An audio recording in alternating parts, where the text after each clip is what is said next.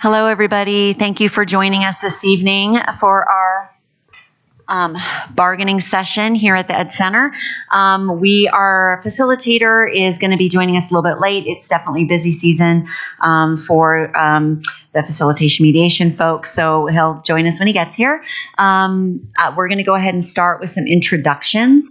And I think in terms of a whip around question is, especially given the treats that were on our table today, what was or maybe is your favorite candy, childhood candy? What's something that you always liked to get? So maybe we can do that in spirit of our celebrations today. So my name is Michelle Malis. I am a Spanish teacher at Green Mountain High School and the bargaining chair for Jcea. I do not have any time constraints, no elephants here for the duration. And I would have to say I always loved the junior mints. And pro tip, when you go to the movies, get a box of those, throw them in your popcorn. It's a perfect treat. So, oh yeah, no, it's good. It's great. So I'm going to go head around here to the left. If you want to just be ready when your turn comes. Thank you. Richard Sanchez, teach 6th and 7th grade social studies at North Urbana Middle School. No time constraints, no elephants in the room, other than I got whipped creamed in the face today by students, so I just feel sticky. It sucks, actually. And my favorite candy, Airheads. I'll eat those until I get a stomachache.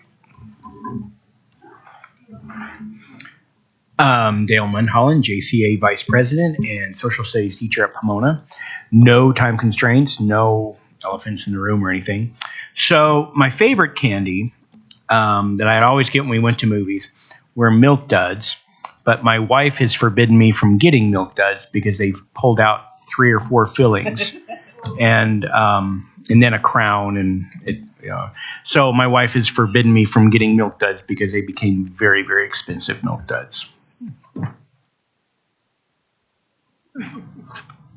Hi everyone, Monica Nurenburn, Executive Director of Professional Learning. No constraints and no elephants. So when I was growing up, my mother, not father, we'd always try to get dad to take us to the grocery store so we could get candy.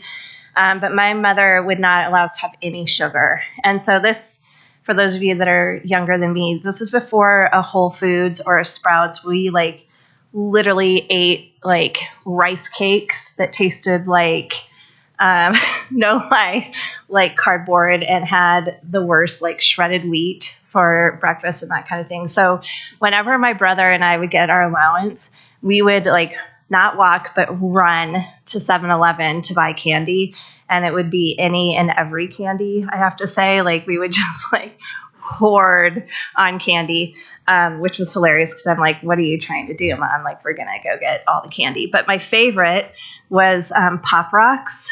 And I remember we were trying to prove that they could explode in your stomach, but they never did. But we just thought it was so fun to get them in our mouths and make them pop. And we tried to drink them with pop, which also was not allowed in our house.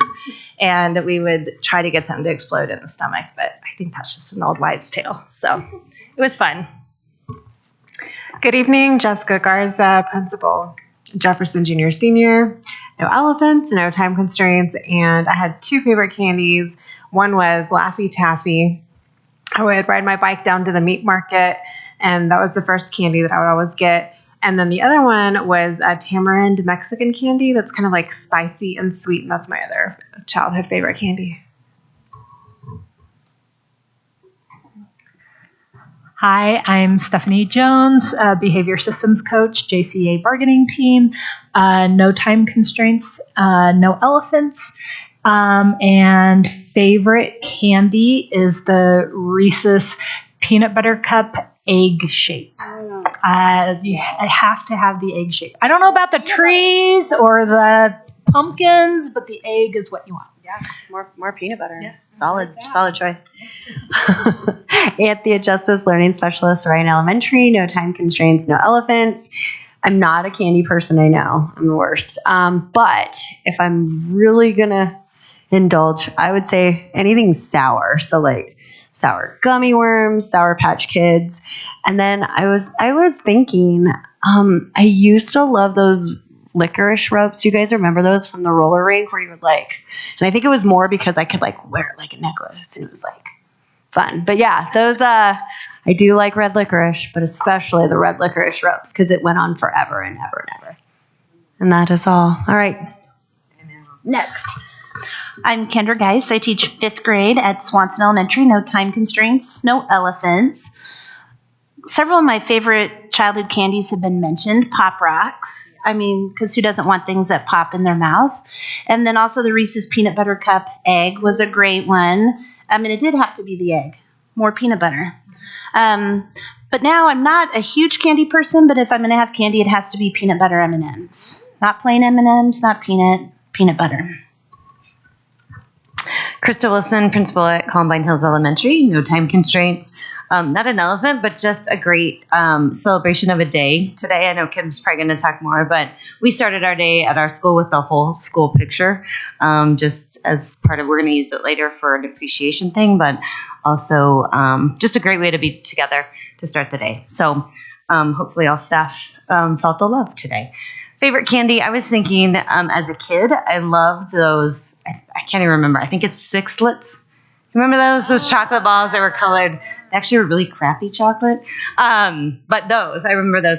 But as an adult, there's a candy shop in Georgetown that makes homemade rock candy. And they have a really like spicy cinnamon. And so if you're ever in Georgetown, great rock candy. Good evening. I'm Phil Bedford, Executive Director of Employee Relations. No elephants, no time constraints. Hot tamales are by far my favorite.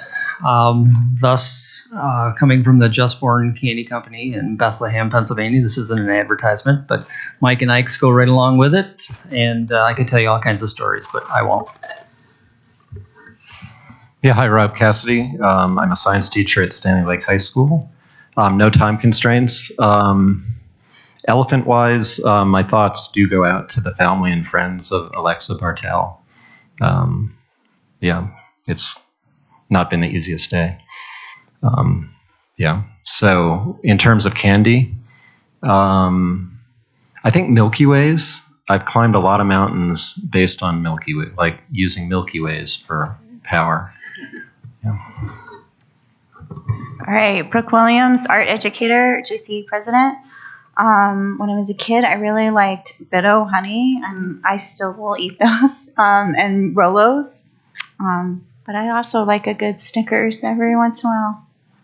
So I don't really have any time constraints. I have a deadline that I'm trying to fill in. I just have to fill in this paper that I filled out wrong, and I need to get that in. So that's one of my elephants, and that's it. So it should be done soon. It's not like a written paper. It's just a formality. Good evening, everyone. Amanda Perazio, Executive Director of School Leadership.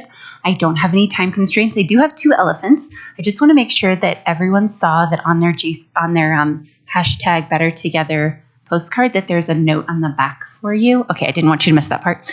And I do have a quick announcement. Our friend Drew right over there behind the computer, Drew doesn't know this yet, but I want to congratulate Drew because Drew this year will be awarded with the Jefferson County Administrators Association Thrives Award for Excellence because Drew is amazing. So, surprise and congratulations to Drew. My favorite candy as an adult now is gummy bears, but a very specific kind of gummy bear. Albanese. Have you had Albanese? They come in the white package. They are amazing, except for the grapefruit ones. Yeah, throw the grapefruit ones away. They're light pink. They're not good. I just don't like grapefruit, but they're my favorite, and we might stash them in our drawers upstairs every once in a while. So if you need one, just wink at me, and I'll go get you one. Hi, everyone. I'm Kim LeBlanc Esparza, Deputy Superintendent. No time constraints. My elephant's actually a positive one, like Krista. It was a great day. It was so much fun to see people at lunchtime. Some groups had cornhole going in here. They threatened to leave it set up, but they figured we wouldn't be productive. So They took it down after lunchtime, but folks were having a lot of fun, and we really appreciated all the great photographs that schools were sharing with us of kids doing fun things and staff doing fun things together. So it was a great Better Together day. We got to take our assistants out for breakfast this morning and celebrate them because it's also Administrative Professionals Day. So lots of good treats all around the district office today as well. As far as candy goes, I'll eat sour candy, but I'm not a candy person. I don't know what that says about me, but I prefer my calories in a glass with a stem. You can keep your candy. Sorry. I'm Lisa Elliott. I'm a staff person with Jcea. No time constraints, no elephants, except my 30-year-old son called me and said, Mom, I need you to come help me. He was really sick. So I was at urgent care till midnight. I haven't been up to midnight since New Year's, so he's fine. He has a stomach bug, but he needed his mom. Well, and he had his son with him, and he needed, anyway. So I may be falling asleep before we're done tonight. Yeah. My mother was a health food nut too, way back in the 60s. So we didn't get candy either. And we also were not supposed to cross the 2-lane highway. It was not really a highway, but it was 45 miles an hour. That was in front of our elementary school. We had to walk home, but we didn't have to cross the street to walk home. But right across the street from the driveway to our elementary school was Pops. And Pops was this little store. I don't know. It was just this little ramshackle store, and he had candy. And I occasionally would cross the street with my friends and go over there. And I was just entranced with the weird candies, like candy cigarettes, like little wax bottles that looked like Coke bottles with, yeah. And so that's what I thought was cool. And you could also get those wax lips. Remember those? So, but for real eating today, anything chocolate. Sorry. No, you're okay. All right. Thanks, everybody. Okay. So again, we don't have our facilitators, so we're going to sort of handle this on our own. So we're going to jump into, and I'm going to go ahead and just skip number 2 down to number 3. Let's move into the meat of what we're talking about today. We've got some people here that are here to watch, but also that might be speaking as well. So it looks like the first thing up is our district compensation beta. So that's no longer tentative. That's a go. I should have gotten rid of that. Okay. We did sign those TAs, right? Phil? Okay, just make sure. Yes, please. I sent Drew the PowerPoint just a little while ago. Awesome. Thank you, Drew. Now, I'm going to start with, first of all, how awkward this is for me. So I just want to acknowledge that, being an ADD human being that has to sit here and do this. I realized I actually asked Tracy for special permission to get up and walk during board meetings when I presented, and she was like, yeah, no. So I'm going to do my best. So I apologize if I lose my train of thought. I'm going to do everything I can. Okay, to get us started, I'm going to go back to grounding us in the information that Brenna shared with us about 2 weeks ago. On April the 12th, she shared a revenue picture from the State School Finance Act, and then we're going to look at 3-year compensation trend, look at market comparisons in the metro area, examine JCEA's compensation request, and look at Jeffco's compensation offer. So hopefully short and sweet, but certainly with lots of information for folks. So to start with, you may recognize this chart. This was the chart that Brenna shared with us. Hang on just a second. Drew, do we have a handheld microphone? I feel ridiculous leaning over. I feel like I'm off balance. Sorry. It's probably because I have too much crap in front of me, but thank you. As this goes on and on, I feel like I'm moving in. I have more and more stuff. Okay, so the district revenue forecast that Brenna shared with us on April the 12th, the important takeaway from this is just simply that if you look at the budget column that says 2022-23, that's this current year. And at the bottom of it, it indicates that we got a total of $855.5 million in revenue, or at least that's what we based our budget on. And so in looking at what the state was telling us as far as what we've got for a revenue projection, the first green column shows the state share, the program mills, the state ownership tax, et cetera.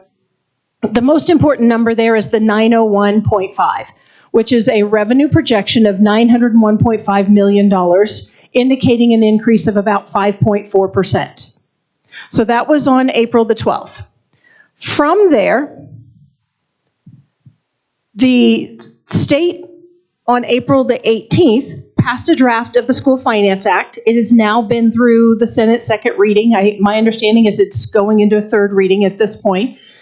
Our lobbyist, Ed, tells us that it's moving right along rather quickly, which is good news. What we did know at the time of April 18th is the budget stabilization buy-down factor increased from $120 million to $150, which anticipates some additional revenue there, as you can see. We also looked at categorical funding was coming in a little bit higher than we were anticipating, so there's another $1 million. And then we've confirmed that the state's going to lift the cap on assent, which means an additional $1 million in revenue and $1 million additional matching expense. So the long story short of what's important and takeaway from this slide is that we are looking at an increase from the previous slide of about $4.5 million. So for the funding year 24, we're now looking instead of 901 at 906 million, which changes from a 5.4% increase to a 5.9% increase. So we know that they're still also talking about 180 million buy down, but as of the 18th and as of right now, they haven't codified that. They haven't made that official. So if they do, that may have another impact there. But for now, we're planning on the 150. So in looking at compensation over time in Jeffco, we look at the last 4 years of inflationary rate, which is the red line. And you see, for about 4 years in a row, we were sticking somewhere between 2 and 4%. And then this year there was that increase. I think, Rob, you used this slide as well to show that. If you look over the next couple of years, the state economists are predicting us to go back to a little closer to that 2 to 4.5% increases. But what we can also look at is over the last 3 years, our compensation packages have been in excess of those percentage of inflationary increases. And so as we look at that, what that does tell us, we have been able to do that because of the 5-year averaging, which we all talked about with, and Brenna kind of explained it to us, and the recognition that we had to right size. When we look at closing 16 schools, when we've looked at our SBB and needing to right size our staffing based on the number of students we serve, in order for us to continue to produce or continue to offer competitive wages, we have to continue to look at that as a declining enrollment district.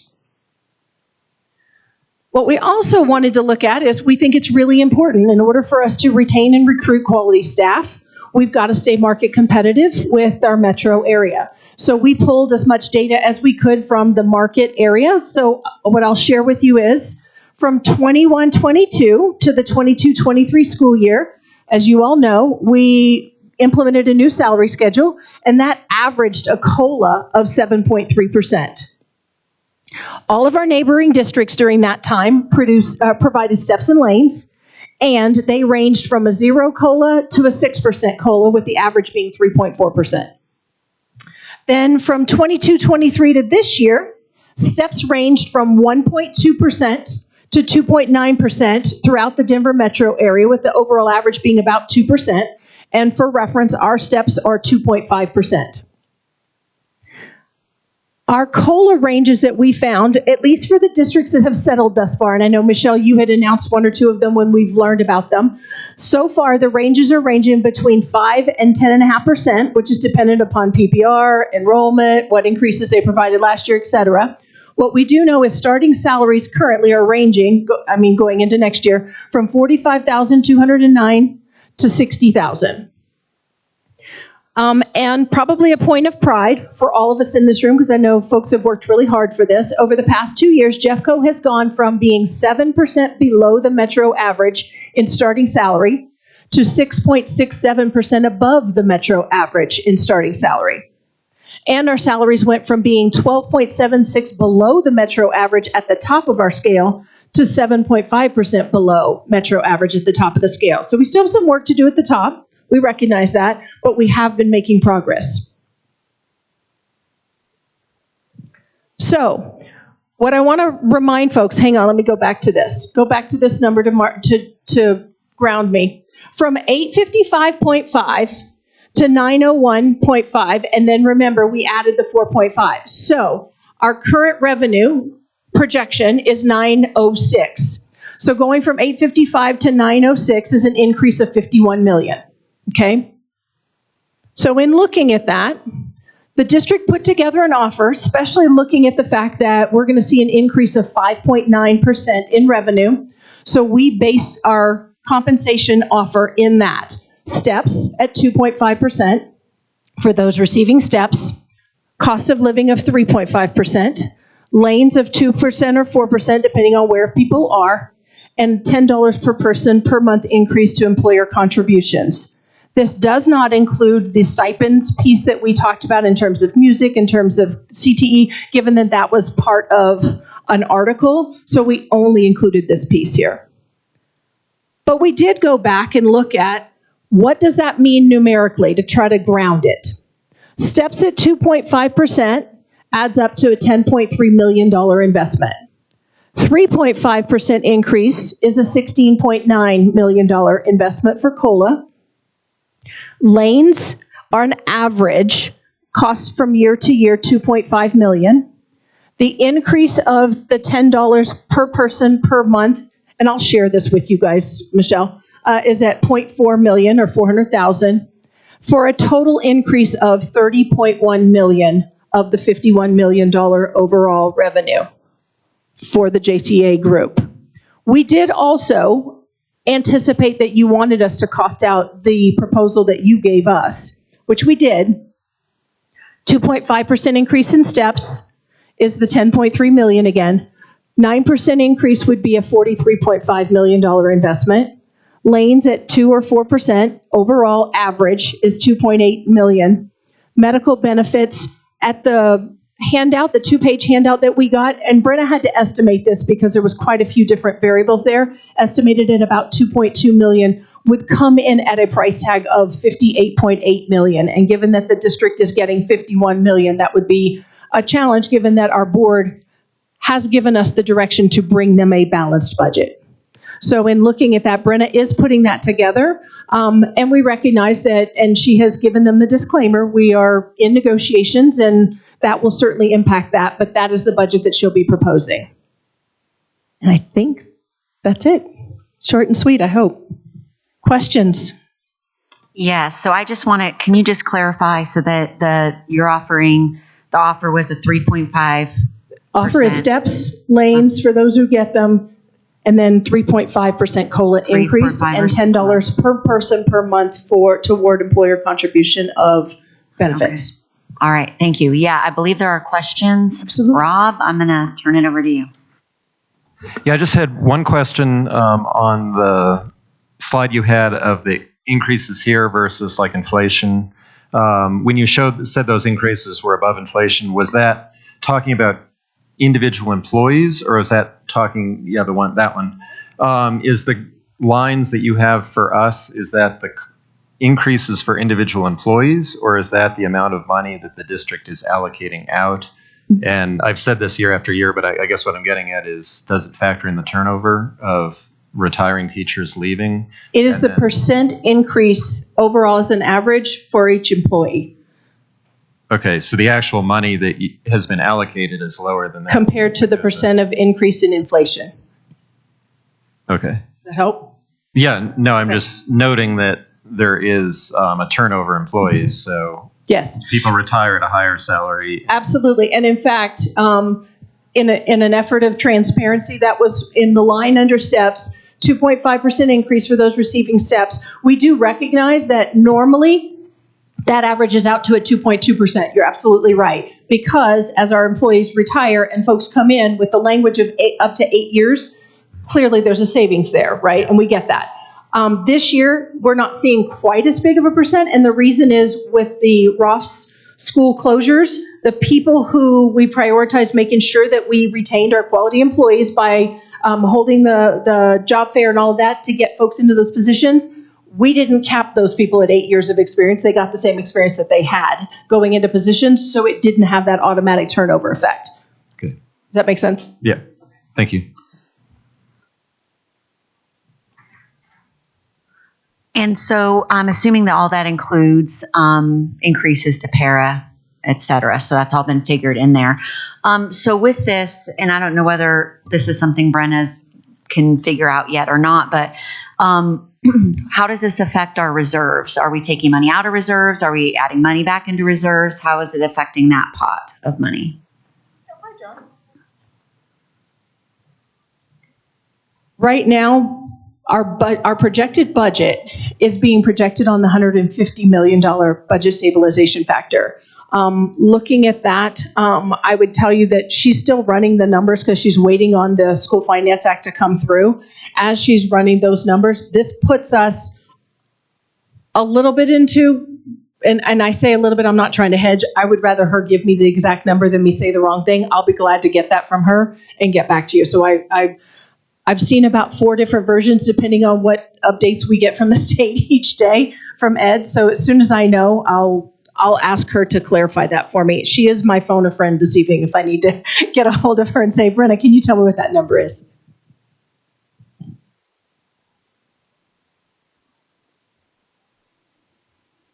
Brooke? Dr. Kim, can you go back to the slide where it talks about us being at 12.76% earlier, and then it bringing us with our new pay scale to the 6% something? I just have a question about that. Yes.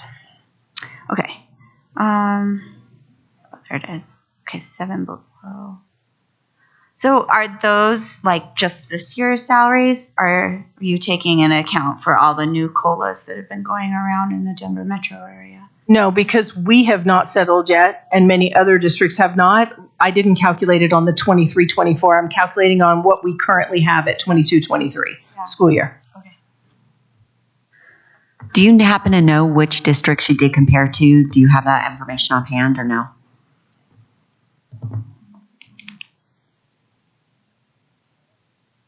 And I think also, and you guys are probably already aware of this, but like Denver and Boulder, I believe their comp is already tied to CPI. So I don't know whether that was included in that. Okay. So what Scott from HR and Brenna have put together comparisons for me from Adams 12, Aurora, Cherry Creek, DPS, Douglas County, and Boulder Valley.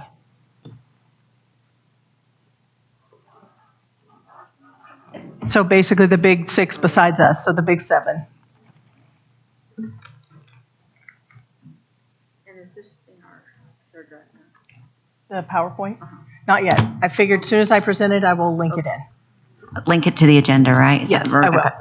Definitely. Okay, great. If there are no other questions or clarifications, we thank you for that presentation. We'll take a look at it. I don't know whether or not we'll be able to counter this evening. That might be a Friday or next Thursday thing, but thank you for the information. And I don't know whether, do you want to jump in and take over? Hello? Yes, I will. My apologies. I am coming from another meeting.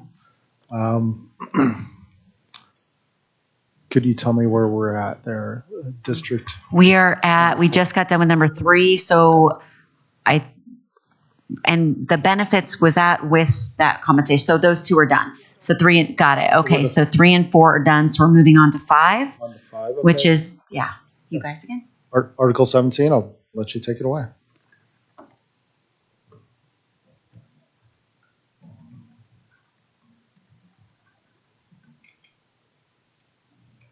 Let me not make the same mistake twice. Keep playing. Yeah. So I want to acknowledge thank you to our team who did a lot of homework reaching out to stakeholder groups that they represent and making sure I'm bringing language to the table and referencing what life on the ground works like for them in terms of leadership and various departments.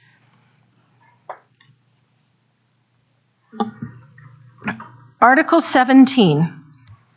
And Amanda, will you link it in the agenda? Because I think you have the most recent version. Thank you. Thank you. For people who would rather look at the electronic version. Thank you, Drew.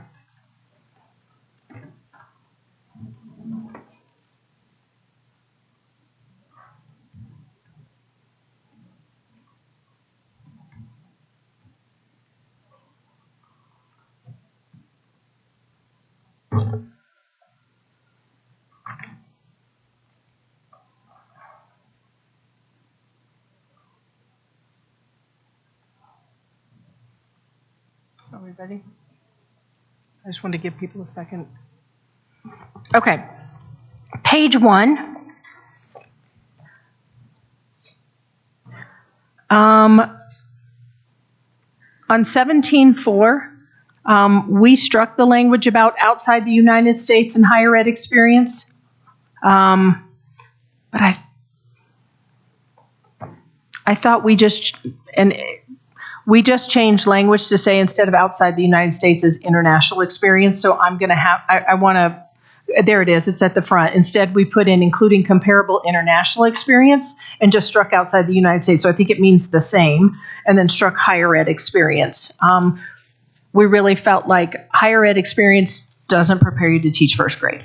So we can certainly continue to talk about that. But the last sentence for us, Jeffco Public Schools charter teachers, we're going to need to have more context and understand why we need to do that to give them full credit when we don't give full credit to anyone else coming out. But we can certainly have that conversation further. We had a question down at the bottom of that page because 17.5.2 seemed to be incomplete. It said other provisions for retired educators returning to work may be found here, but there's no link. Yeah, what we have an agreement that we signed this year, and so my intention with 752 was that we would put that agreement in the back of the contract as appendix and just refer to it here that it's here. Okay. And where it is. I didn't want to put the whole agreement in the middle of 17. It's long. Something that, it's long and not that many. It doesn't apply to that many people. We thought there needed to be a cross-reference, so we offered language, HR will work in collaboration with Jcea to create an appendix to apply to this particular situation rather than have the 17.5.2. And if you guys have an amendment to that, because it's not exactly accurate, we're certainly, we can have that conversation. But we were just trying to make that a little bit more succinct there. In page 2, we did not have any disagreement with the language you all proposed with regard to CTE teachers. There are no changes to page 3. Now, page 4 and page 5, the one piece I'll point out, there are a couple of places where we highlighted 17.9.6, 17.9.6, 17.8.6. There is no 17.8.6 or 17.9.6, so we do need to look at that because that part doesn't exist in our agreement. We're like, based on what? So, okay, at the bottom of, and now I've lost track as to what page I'm on, 4, 5. Under, it kept going back and forth, industry experience, industry training, industry experience, industry training. At the bottom, there's blue language there that you all proposed. We don't disagree with that. We're good with that. And then looks like 17.8.1. At the top, there was, again, proposal for industry training to give our CTE teachers the opportunity to move on to lane 6. We agree with that. At 17.8.2, there's nothing there until the top of the following page where it says teachers in lane 5, and that's language that you all proposed, and we agree with that. And then I think I'm not sure whether you all or we struck the next language, but it had more to do with the year there, 22-23. So we struck that. In 17.10, We struck the sentence about situations outside of secondary schools. I think we put it somewhere else, and I'll find it in a moment. We reworded that in another place. Okay, yeah, 1710, and then there's an X there because we know we're going to have to kind of renumber.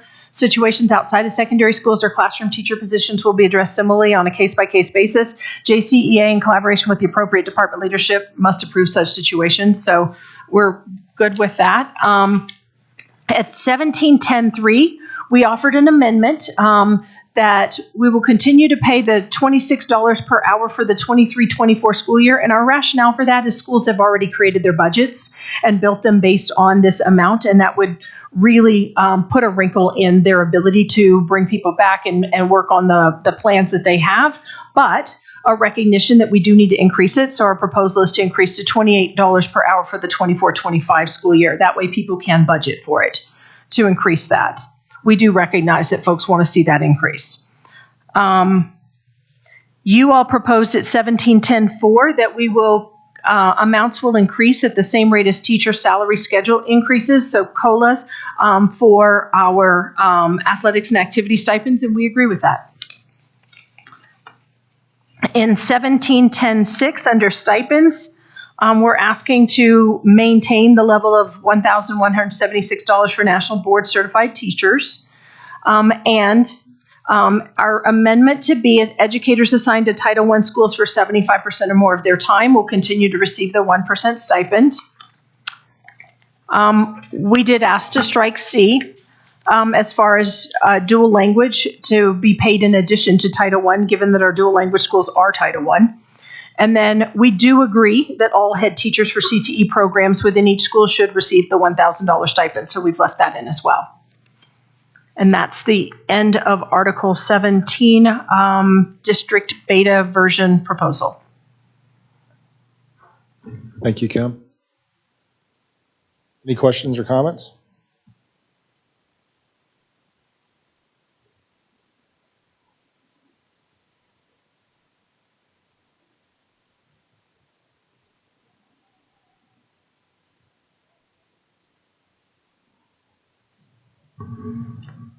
So just to clarify, Title I, you moved back to 1%?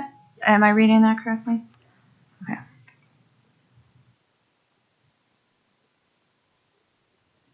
And Brooke, part of that context is the same context as principals having prepared their budget in preparation for next school year and mapping that out.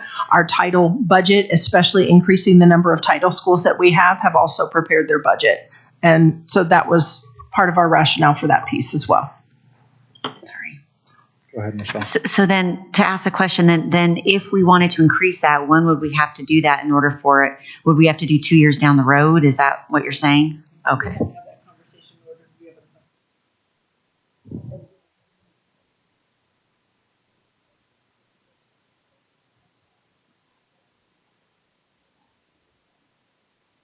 And just a comment about our addition about charter school language.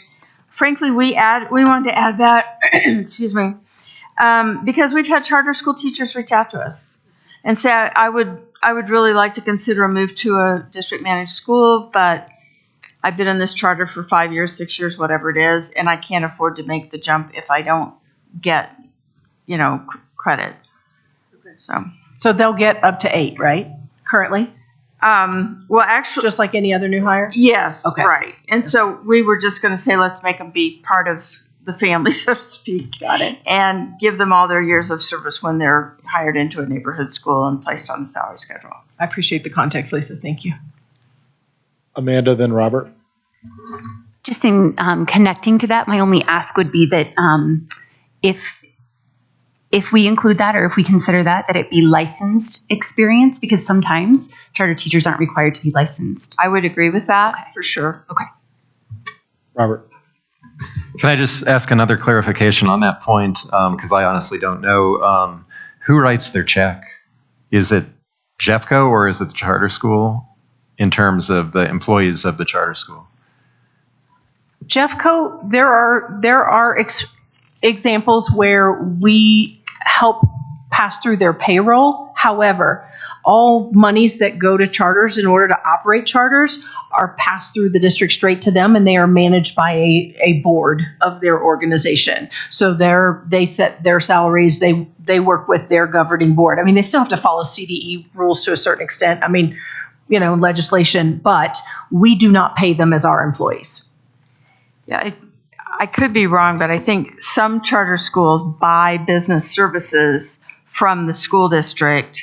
So some of them may buy payroll services and others do not. I think it just kind of depends. Dale, go ahead. Yeah, I was wondering if you could just kind of walk me through or clarify the striking of the language for the stipend for dual language teachers. I know they're mostly in Title I schools, but there is a lot of work involved in what they do, and we would have teachers who teach in high school, and they get stipends for coaching because it's a extra work on top of what they do, where they do student council or what. So I was just wondering if you could clarify that reason.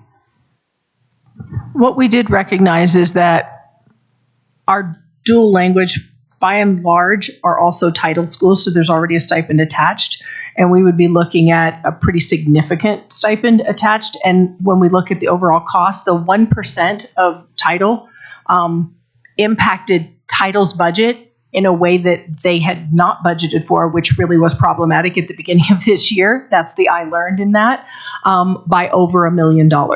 So looking at that going forward and recognizing that it definitely has a financial impact that we would have to prepare for, and it would come out of the overall big picture of compensation of what revenue we have. And full transparency, we really tried to prioritize compensation as we're looking at this.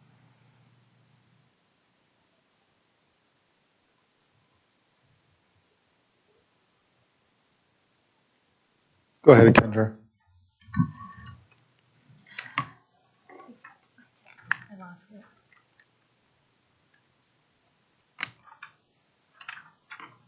Sorry, I had it and then I lost it.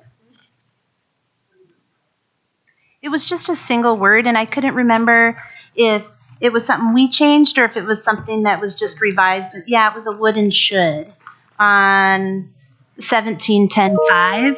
Was that your change from will to should?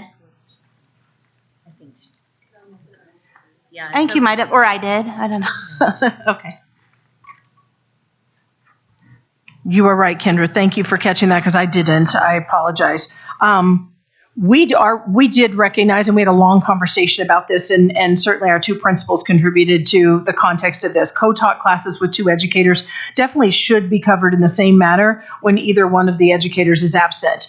Our concern with making it will or would is that if a school is short subs coming in, looking at that and an administrator having to make a decision, where do I put them or where do I ask staff to cover and compensate staff and all of that, making all of that happen, to prioritize, it absolutely has to, because the contract language says will, whereas it doesn't necessarily in other places. We wanted to say should. And so, to recognize, yes, we agree with you.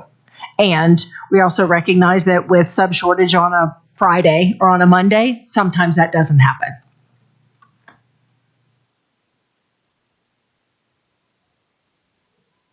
Any other questions, comments?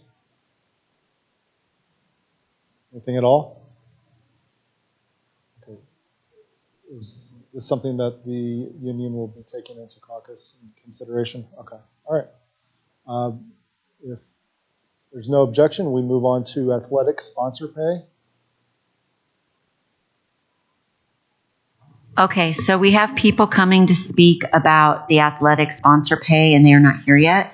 So when they come here, when they get here, maybe if we can have some flexibility with the agenda and move on to the next item. Shall we move on to Article 8, District Delta? Yeah. Okay, all right. Let's go ahead and do that. Who's going to be presenting that for the district?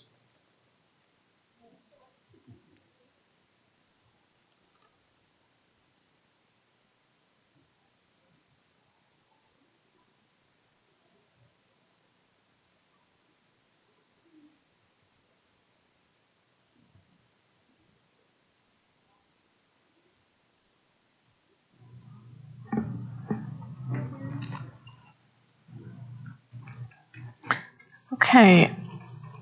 I'll ask our team to chime in if I miss something again this time, please. Article 8, District Delta, class size and caseloads. Page 1, neither of us had any changes. Sorry. Page 2, neither of us had any changes. And now I'm confused. At the bottom of page 3, I don't, let's see. School counselors should be part of the 504 team, not the sole member writer. I think we rewrote that right below.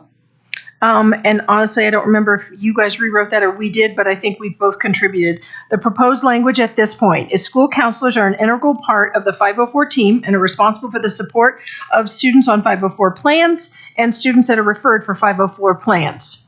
And then the next part of the language is struck until we get to the ALT team.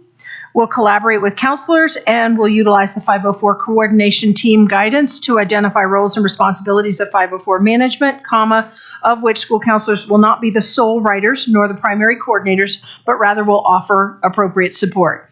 We contributed the word sole there, just recognizing that they are part of the writing team, but they should not be held responsible for doing it in isolation.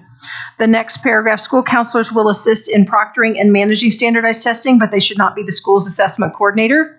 We went back to that language and struck the different types of tests called out within the language. We did ask to leave in management and administration of assessment should be a shared responsibility delegated equitably among the counseling and administrative teams, and left in consideration school counselors should not be scheduled to manage and administer assessments for more than 15% of their scheduled work year to ensure they are able to prioritize work with students. The next page, we don't have any suggested changes in language. The page that begins with 8-5-2, we will still go back to, oh, sorry, I thought you were wanted me to do something. Going back to leaving the guidelines for class size per section offered K3 and 4-6, but again, going back to being problematic for title from the perspective of federal guidelines expecting a title school team to look at their data, to look at their UIP and their goals, and to utilize their resources to address what their data is telling them they need to do, rather than box them into having to put it fully into class size. Especially given the research around class size says that it has to be at 13 or less in order to be beneficial. And so we can't get that low. And so we're asking that we strike that language in that context. 8-5-5-1, the district will create the class size relief fund for classes that go over guidelines. We would ask that we leave that sentence in. If there's enough students to add a teacher and the resulting class sizes are still within the range, an additional teacher will be hired, period. And then we would ask that we strike the remaining language there.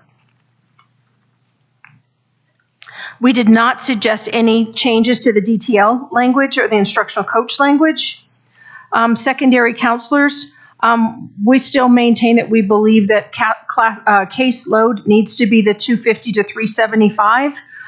And our high school administrators gave us feedback that the language here would be problematic in terms of with the administration and collective decision around how you divide up with grade levels, boxing them into language. So we're asking that that be struck, or we're proposing that that be struck. And we did go back to our preschool team for perspective on 8-6. And so our suggested change in language in 8-6-2, preschool educators will receive 1 hour of planning time and a 30-minute duty-free lunch time within the work day, period. And then strike the remaining language according to our team and the way that they have the schedule prepared and funding from the state for UPK and preschool. In 8-6-3, I don't know if you guys were, no, this was already there. I apologize. This was already, we went back and forth. Under 8-6-4, the first sentence, preschool educators will not be responsible for administrative duties that elementary K-5 teachers do not have to do. That team did not have a problem with that language and said they were good with that proposal.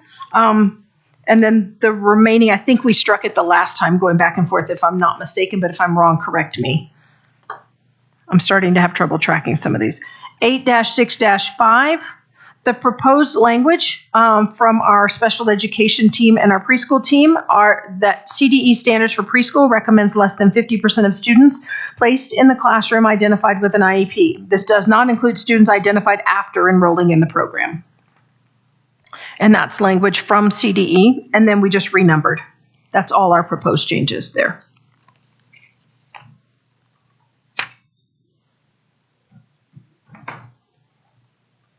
Go ahead, Lisa.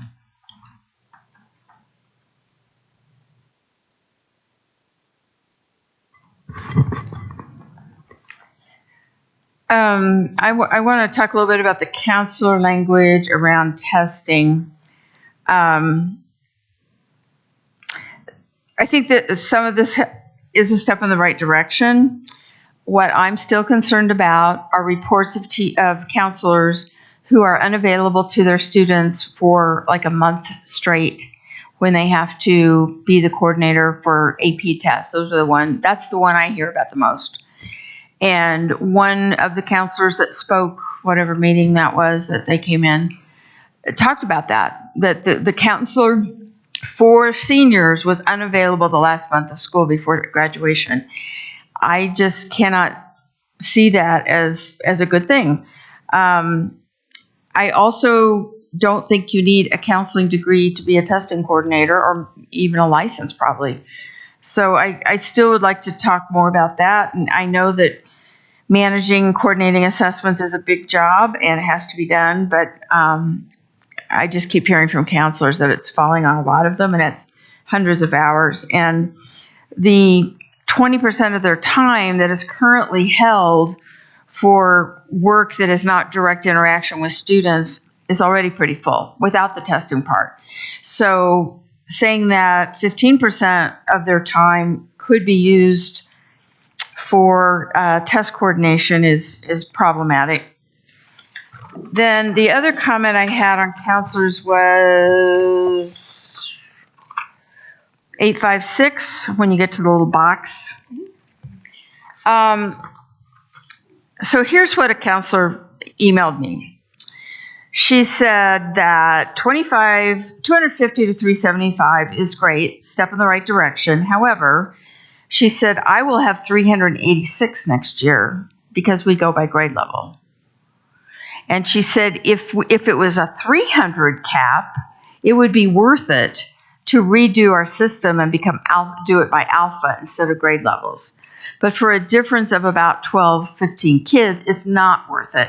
So that's why we added that language there, that if they're over 375, but that makes sense with the reality they're living in after collaborating with their admin, that they could be over 375. And maybe some counselors are at 386 with the freshman class, and others may be at 360 with the junior class, and that's okay if they all sit down and discuss it and decide that's best for them with their admin. So that's what that language was about. It was not trying to put high schools or middle schools in a box, but rather to give them a little flexibility while trying our best to adhere to the 250 to 375 or wherever we were going to land. So that's what that is. And then the sentence that says middle schools will have a minimum of 2 counselors, I just want to clarify that our intent here is 2 full-time counselors. We had someone call us, says, I'm going to be a half-time counselor at middle school next year. Would I count as the second counselor? That was not our intent, and we want to make sure that both parties are in agreement on our intent there, that the intention is a minimum of 2 full-time counselors. We did not interpret it as a part-time counselor to try to game the system either. Right. So okay. if we need to be clearer in language, we understand, and we certainly will entertain. Yeah, we could that. add the word full-time here in case we all get hit by a bus tomorrow. I get that. Yeah. Let's hope not. Yeah, let's hope not.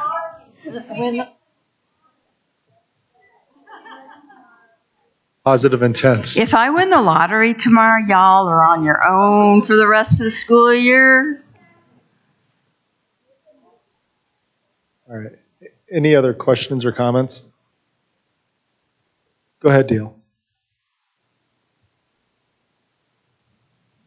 Yeah, I just want to just kind of echo off of Lisa's comment about counselors in high school for AP testing. I know, I'm an AP teacher, and I imagine that it's very similar for IB testing, although I've never experienced that. Next week, we begin AP testing, and it's a 2-week run of AP testing, the first 2 weeks of May. And in many cases, there are 2 AP tests. They stagger them nationwide. So we'll have an AP test in the morning, and then we have an AP test in the afternoon.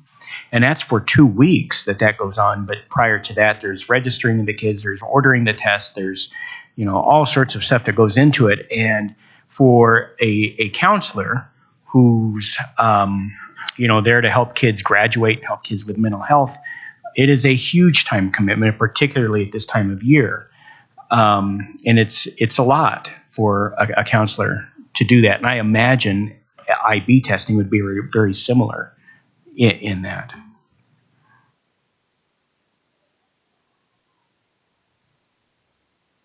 Any other questions or comments? Thank you, Dale. Go ahead, Kim. Dale, I appreciate both yours and Lisa's context, and you're right. I mean, testing is a huge burden, to carry every spring across the board. But schools that are IB and AP, there's a lot. Having taught AP classes, I get it. I'm right there with you. And I also recognize, if we can come up with a yes and solution that we can all be creative about and figure out, how do we get testing done, recognizing that there's a finite number of people that can actually do it in any given school, and no, the burden shouldn't be held on any one person's shoulders solely, or 2 or even 3. If we can find a way, we certainly would want to have that conversation, because the intent is not to take counselors away from kids. We agree with you. That's an incredibly important role that they play. And we also recognize that we have to give our students the opportunity to go through sit through assessments so that they can get the credit that they've taken classes to earn. So if folks have an innovative idea or hey, have we thought about, certainly I would say let's engage in that discussion, because A, we want kids to get counseling services, and B, we want them to be able to sit for the assessments so that they can get the credits that they're earning.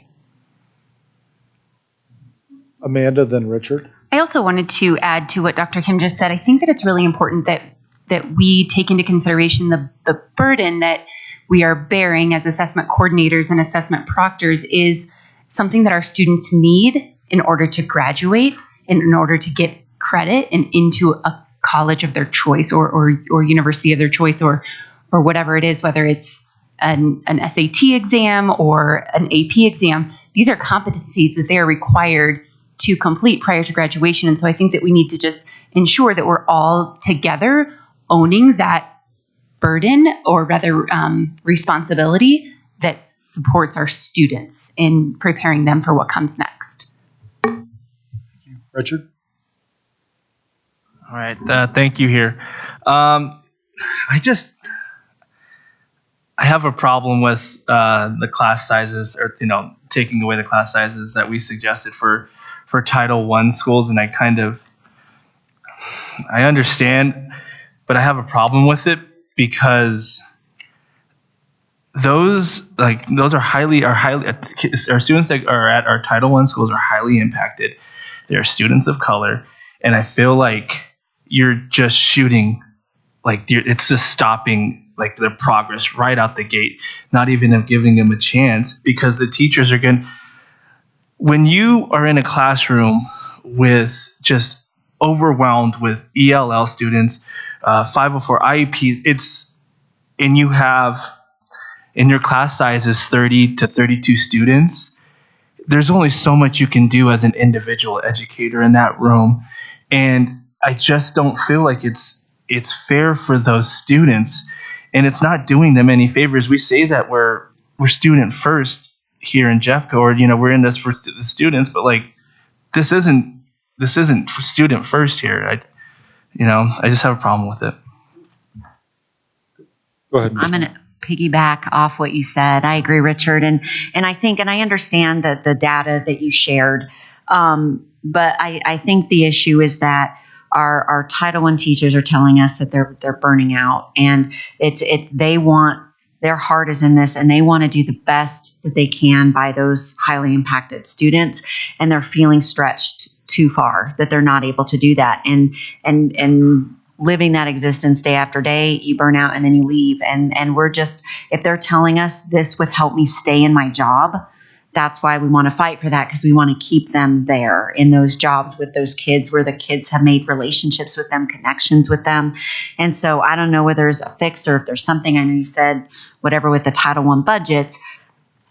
Can we work towards something where we can get them a class size relief where they feel that they can meet a majority classroom of highly impacted students?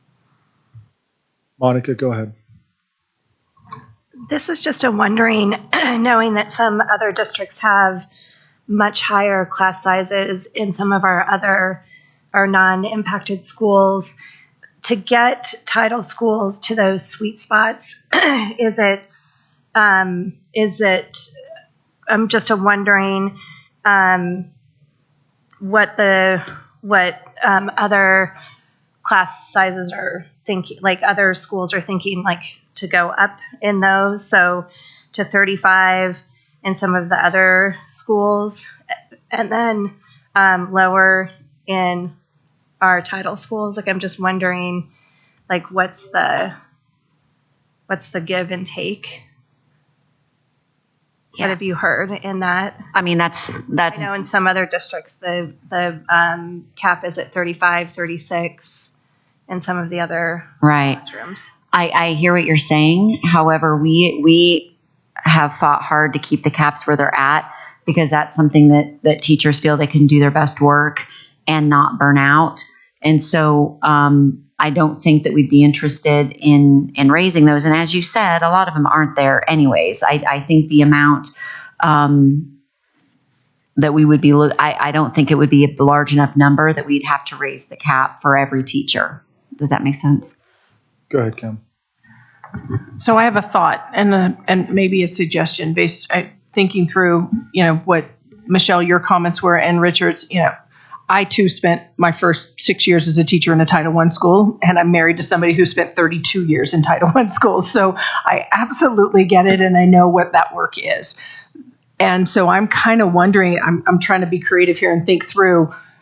I mean, maybe our first step is, when we meet on a monthly basis, we look at class sizes in our title schools each month over the next school year to determine where is it really right now, so that we can look at it and say, if we all agree, you know what, we see consistently that we're above 25 in grades 5, and 6, or, you know what, our ratio is 19, we're good, whichever that looks like. But I would love to at least, let's shine a light on it and look at it and agree that we know what current reality is, because I think that when we have that conversation, then we can start to figure out, where does the relief need to come and what does that need to look like? And maybe it's differentiated class sizes, maybe it's something else, but let's gather the data and look at it together, and then determine whether or not we both agree that, you know what, we need to do something about this. I've got Kendra, then Brooke. I just want to join in on the title class size conversation. I feel very fortunate because in my 5th grade, I only have 18 students because of how we've used our Title I funds. I guess the concern comes with school consolidation. It'll put all of us right in the current range. So we'll be pushing the top end of that range. And then the way that title funds are going to be looked at and spread differently, I worry that opportunity to maintain a lower class size for my students won't be there. And just for context, out of the 18 of them, 2 of them are part of our ASD Center program. An additional 3 have an IEP, and nearly 50% of them have a READ plan. So, it's a heavy lift every day. And I appreciate that you realize that. But I think, even with 29 years of experience, it's still overwhelming, and it doesn't get easier. It just seems to get a little bit more challenging with the challenges that our kiddos come with. So, Go ahead, Brooke. So there's several reasons we put this in here, but I also want to emphasize that we put this in here because we wanted to bring more systemic practices to Jeffco. So there's some Title I schools that really prioritize lower class sizes, and they use their funds for that because they know the value in that. And then we have other schools that are not doing it. And believe me, we hear from them just as well as I'm sure other people in the district district management hear from them. But I want you to know I went into a classroom at a Title I school this year, and one of the teachers told me she had 26 students, and out of those 26 students, she had 22 on read plans. I really feel like our Title I teachers, being in a Title I school makes you a really adaptable educator, but you know how to differentiate like no one's business. And not only are those teachers burning out, but they deserve to have class sizes that they can meet those students' needs, and those students deserve teachers that are able to do that. And so I really want to advocate that we continue to push for this and that we have this, because I was at a school that prioritized class size, and I was very lucky to do that. But every once in a while I'd get a class that was a little bit bigger, and it was stressful. It was very hard. And was I at my best? No, because the kids could feel it, and I couldn't meet their needs. And so we need to prioritize that. And we also need to compensate our Title I teachers so that they feel valued and they stay in those schools, because the research says that these staffs have high turnover rates. So they're not going to stay unless we compensate them, we make them feel valued, and we give them reasonable class sizes. So if you don't want high turnover, this is what we need to do. And it'll also help our scores. And I think that we can argue with what certain research says, because I mean, that's just what it's about. We can find research that contradicts each other constantly. As a teacher, I think we all, or an educator, you know the difference between a class size that's at 36 and 25. I say the sweet spot's at 18. I love having a class at 18. But that's just, I think other educators in the room would agree with me.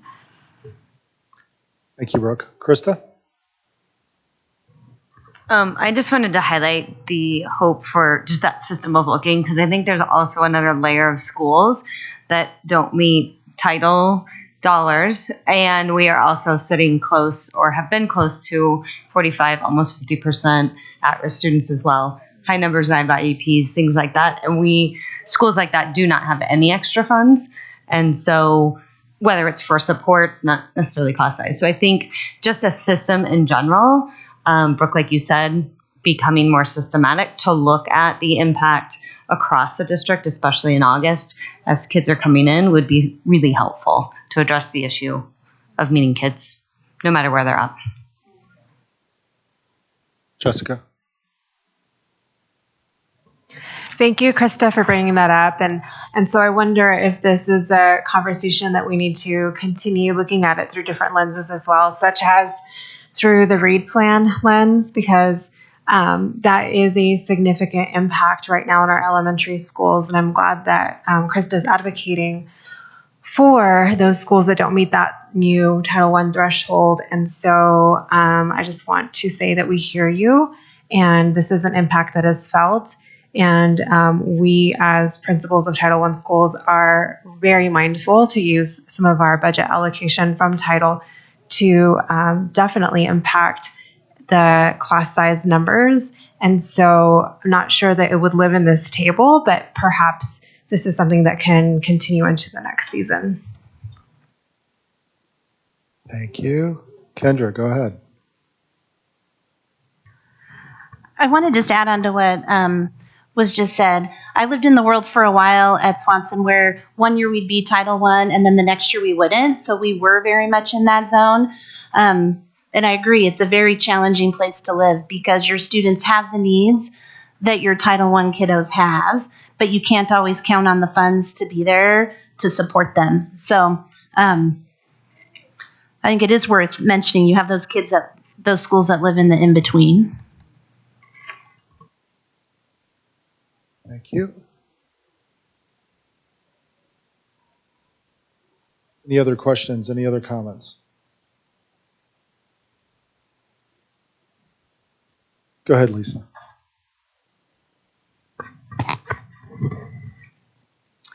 Gosh, I found myself really emotional all of a sudden.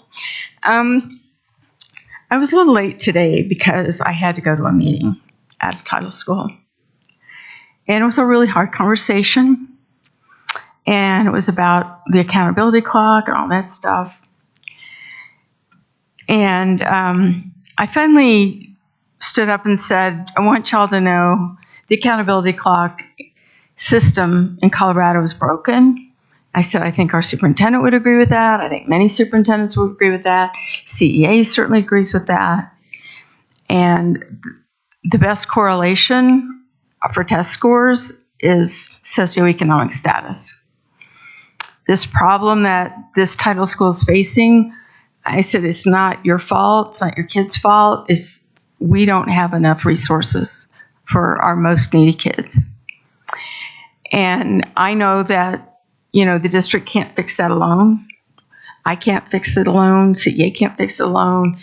But I just want to say every chance I get, I feel like we're not doing enough as the public education system in Colorado of coming together, CASE and CASB and CEA and PEBC and Grade A Colorado. I mean, I could go on and on and on to change the dynamics in our state and get our voters convinced that they should support public education better with their tax dollars, get our legislators to cooperate because they're not always cooperative. We've just got to do better. And we kind of eat away at the edges here at this table. And this is our attempt to nibble away at the edges a little bit.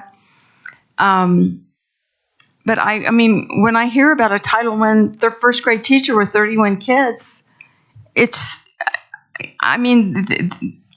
like the CDE people in charge of accountability to come down and sit in that classroom and say how she's supposed to handle that and how she's supposed to get those kids reading on grade level by the end of the year. Anyway, just my little rant for the evening, and whether it's at this table or other tables, we've got to figure out a way to come together and push harder on our whole state. Thank you, Lisa. Stephanie, I saw your sign go up and go down. I don't really want to piggyback on this, but I'm just noticing a lot of people sitting. We had talked about this earlier on the ground, and I didn't know if we wanted to take a couple-minute break just to get extra chairs or if there's enough chairs in the audience. They're good. Okay. Just making sure. Yeah, I just wanted to make sure. But I 110% echo what Lisa said. I've said for years, while pay is important, if we stopped giving educators the death by 1,000 paper cuts and made the job easier, we wouldn't be bleeding out, and pay wouldn't matter as much if we took care of them in so many other ways. Class size, testing, all the things. All right, thank you. Any other comments? Any other questions, Michelle? No? Okay. All right. I'm presuming that the JCEA is going to take this back. So I also presume that we're going to cycle back to athletic and sponsor pay. Yeah, if it's possible, because we have some people here that are ready to speak, and so yeah, if we can just roll right on into that, that'd be great. I would just like to quickly say I have noticed that there's an influx of people that have come in since the meeting started. As usual, thank you very much for your attendance and interest. Please understand the important business that I'm sure you are aware is being conducted here, and respect the process and be courteous and quiet. Thank you. Take it away. Okay, there's 3 parts to this. The first part I'm going to do by myself, and the second part I am not going to do by myself. So I got somebody coming up here in a second. But the simplest one is the new pay schedule, and that one, if we could have that up on the screen. I do not have hard copies of this. When we first started talking about the fact that our athletic coach and activity sponsor pay schedule was way behind other school districts, I worked on a new schedule. It is tied to the starting, step 1, level 1 of the regular teacher salary. So let me explain it to you. So these are the schedules. I don't really like that name, but I'll live with it. So Schedule 1 being the biggest schedule, down to a new one that we created, Schedule 6. Schedule 1 is the one that kind of, runs the others. It is 10% of our starting license salary. So that would be $5,000. And that's less than some other districts, but it gets us a lot closer to that top, marching band, football coach, those kind of people. And then it goes up, there's steps. It's a 15-step schedule. And then probably we'd want to add some longevity pay, like every 3 or 4 years after you hit 15, there's another longevity bump, similar to what we have now. Schedule 2 is 95% of Schedule 1. Schedule 3 is 75% of Schedule 1. Schedule 4, 60% of Schedule 1. And Schedule 5, 50% of Schedule 1. And our new Schedule 6 would be 30%. So if that makes sense how I've arranged that. And what we would do is we would tie this to the main teacher salary schedule in perpetuity or until we all agree to change it. So this would just go up automatically every year as the starting salary goes up. And I do have some things I can share with you. We have some cost analysis of this, but the data I got was from the district. I'm not sure. I can't guarantee that your data is 100% accurate, but based on what I got, I can share that with you. So that's kind of piece 1 of this. And then piece 2 is about a few positions. We like that. We've talked about doing a committee here. I think we're going to have 2 committees, one for athletic coaches and one for activity sponsors. I think their needs and their situations are very different. So we've talked about having those committees do some work next year. But we do think that there are some positions that we need to add and change as soon as possible, like next year. So that's part 2 of this. And on the agenda, that would be that first one, additional positions, stipends, etc. So if we can have our guests that can talk about this more intelligently than I come forward. I can talk about this a little bit as a twice over marching band parent. I just want to kind of put in a plug here because I feel like I've been here almost 17 years. This community has always supported music and the arts. It's been a consistent theme. But the last X number of years, pick the number you want, I think the support for our arts from the district level has waned. And we want to turn this around. And I think it's important from my perspective as a community member and a former band parent that all of our students get access to the same opportunities. And these are important opportunities, not just because a lot of kids come to school because they love music or they love their art class or what have you.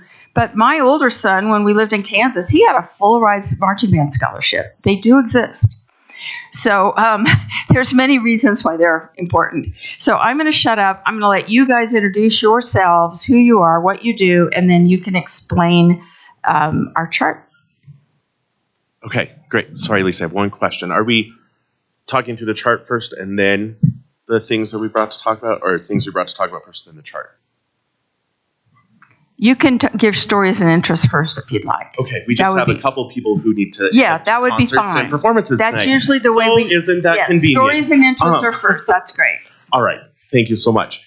Do we want to introduce ourselves first? Okay, I'm Bryce Millerano, and I teach at Lakewood High School Band and Orchestra. I'm Chrissy Duran. I teach at Stanley Lake High School Band. Andrew Cogswell, Alameda International. Kim Wilson, Drake Middle School. Laurel Wicke, Drake Middle School, theater teacher. Olivia Newman, theater and film teacher, Chatfield Senior High School. Jen Baker, music teacher at Coronado Elementary. Avriel Turner, music teacher at Kiffin Elementary. Ali Matsuo, Golden High School theater teacher. Awesome. So we have a good representation of across the district and across all of our categories. We're going to just read a couple stories from a few of us tonight, and then we'll go through the salary schedule. So forgive us. We are often good in front of the microphones, but better in front of children with instruments. So good evening. My name is Bryce Millerano. I am the head instrumental music director at Lakewood High School. Previously, I served as the Lakewood Area Elementary Band Director and the Band Director at Creighton Middle School. My experiences make me uniquely qualified to discuss and engage in this conversation around extra duty pay and the stipend program here in Jeffco. I'm also a Jeffco alum, proud Pomona Panther of the marching band Lisa. And Jeffco has been my home for almost all of my education experience as a student and as a teacher, so I'm proud to be Team Jeffco through and through. Our learners, our future is the first thing as a part of Jeffco Thrives 2025, which states that all Jeffco students have extraordinary student experiences that recognize their strengths, challenge them to improve, and support them to succeed. These extraordinary experiences are highly evident through the work of our performing arts teachers and their teams who produce world-class programming for their students. Let me expand on some of the extraordinary experiences the band and orchestra students at Lakewood High School have participated in during this school year. Our marching band, the Bengal Regiment, placed third at state championships and achieved the highest score in school history. Our Winter Guard and Winter Percussion were recently crowned state champions in their circuit. Our chamber orchestra was selected to perform at the Colorado Music Educators Association Conference, the highest honor available to a music group in Colorado. Our bands and orchestra have performed at multiple festivals around the state, including our Wind Symphony and Chamber Orchestra, who both advanced to the state festival level. Our students have been selected to perform in All-State Band, All-State Orchestra, CU Honor Band, Jeffco Honor Band, Orchestra, and Jazz Band. Our students have performed in over a dozen evening concerts throughout the year, including a concert with famous violin player Mark Wood. Lakewood has hosted a marching band competition, orchestra festival, and winter percussion competition with more than 50 groups from across the state attending. Over spring break, the Performing Arts Department took 80 kids and their families to New York and Boston for 7 days. I say all of that not to brag on what we do at Lakewood, but to bring attention to all of the extraordinary experiences being provided in our school. High schools across the district are engaging and providing similar in unique opportunities to fit their communities. As a district, Jeffco has been named one of NAM's best communities for music education. And in fact, we just learned this week that Jeffco was named a best community for music education again for 2023. I believe that everyone at this table is aware of the extrinsic benefits that come from participation in the arts. The intrinsic benefits are also huge for students. Learning about the aesthetics of music helps them connect to their emotions and provides them a voice that is not found in traditional settings within education. Students who participate in extracurriculars and activities beyond the classroom are more engaged in their school communities and have more buy-in to their educational success compared to students who do not participate or have a lack of access to these experiences. The social emotional aspects of participation in the performing arts, experiences in real life, with connections and with meaningful application, skills that students gain by participating in the arts go beyond any circle talks or slideshows telling them how they should feel.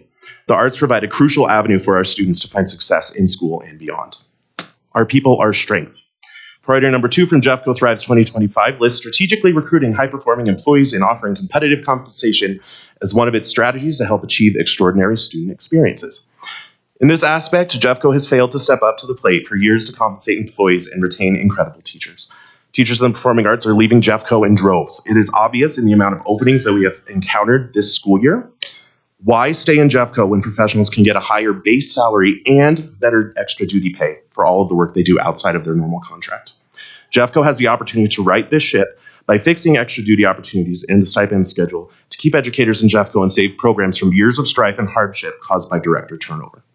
The extraordinary experiences I outlined above were all achieved beyond the normal contract time. In fact, over this school year, I will have put in over 1,100 hours outside of my contract to provide high quality and life-changing experiences for my students.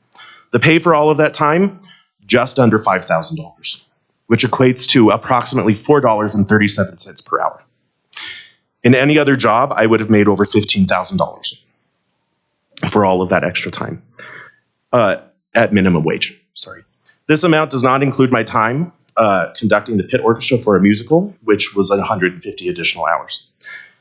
Music teachers have been a bargain for the district. We can no longer maintain this workload for little to no compensation. Without additional stipends, music teachers will have to make choices. And we see that already happening in elementary schools that do not offer after-school programming or choirs. The negative impact of those choices is already apparent at our middle school level and will soon be moving into our high school programs.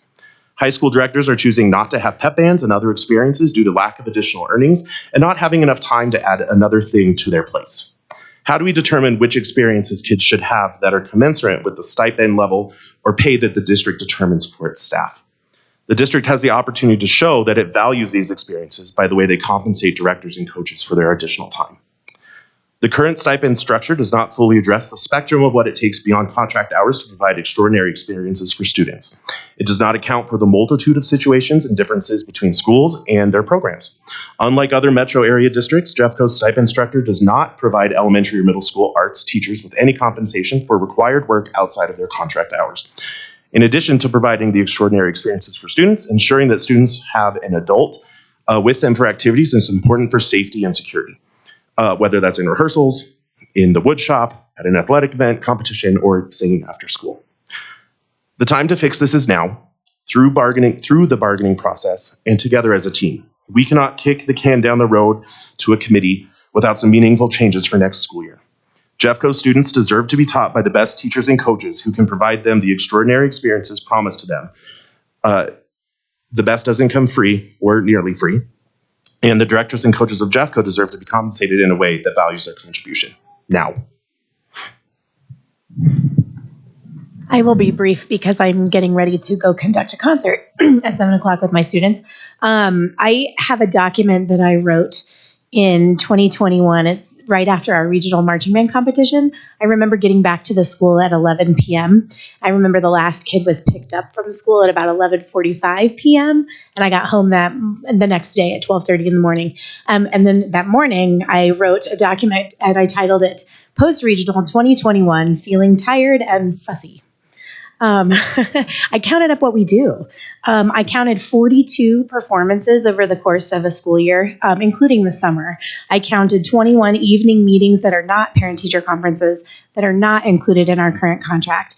They're meetings with music booster parents and fundraising. The concert that we're doing tonight, we're performing with the John Philip Sousa Band, which is a Colorado band with members that have more experience on their instruments than I've been alive for some of them.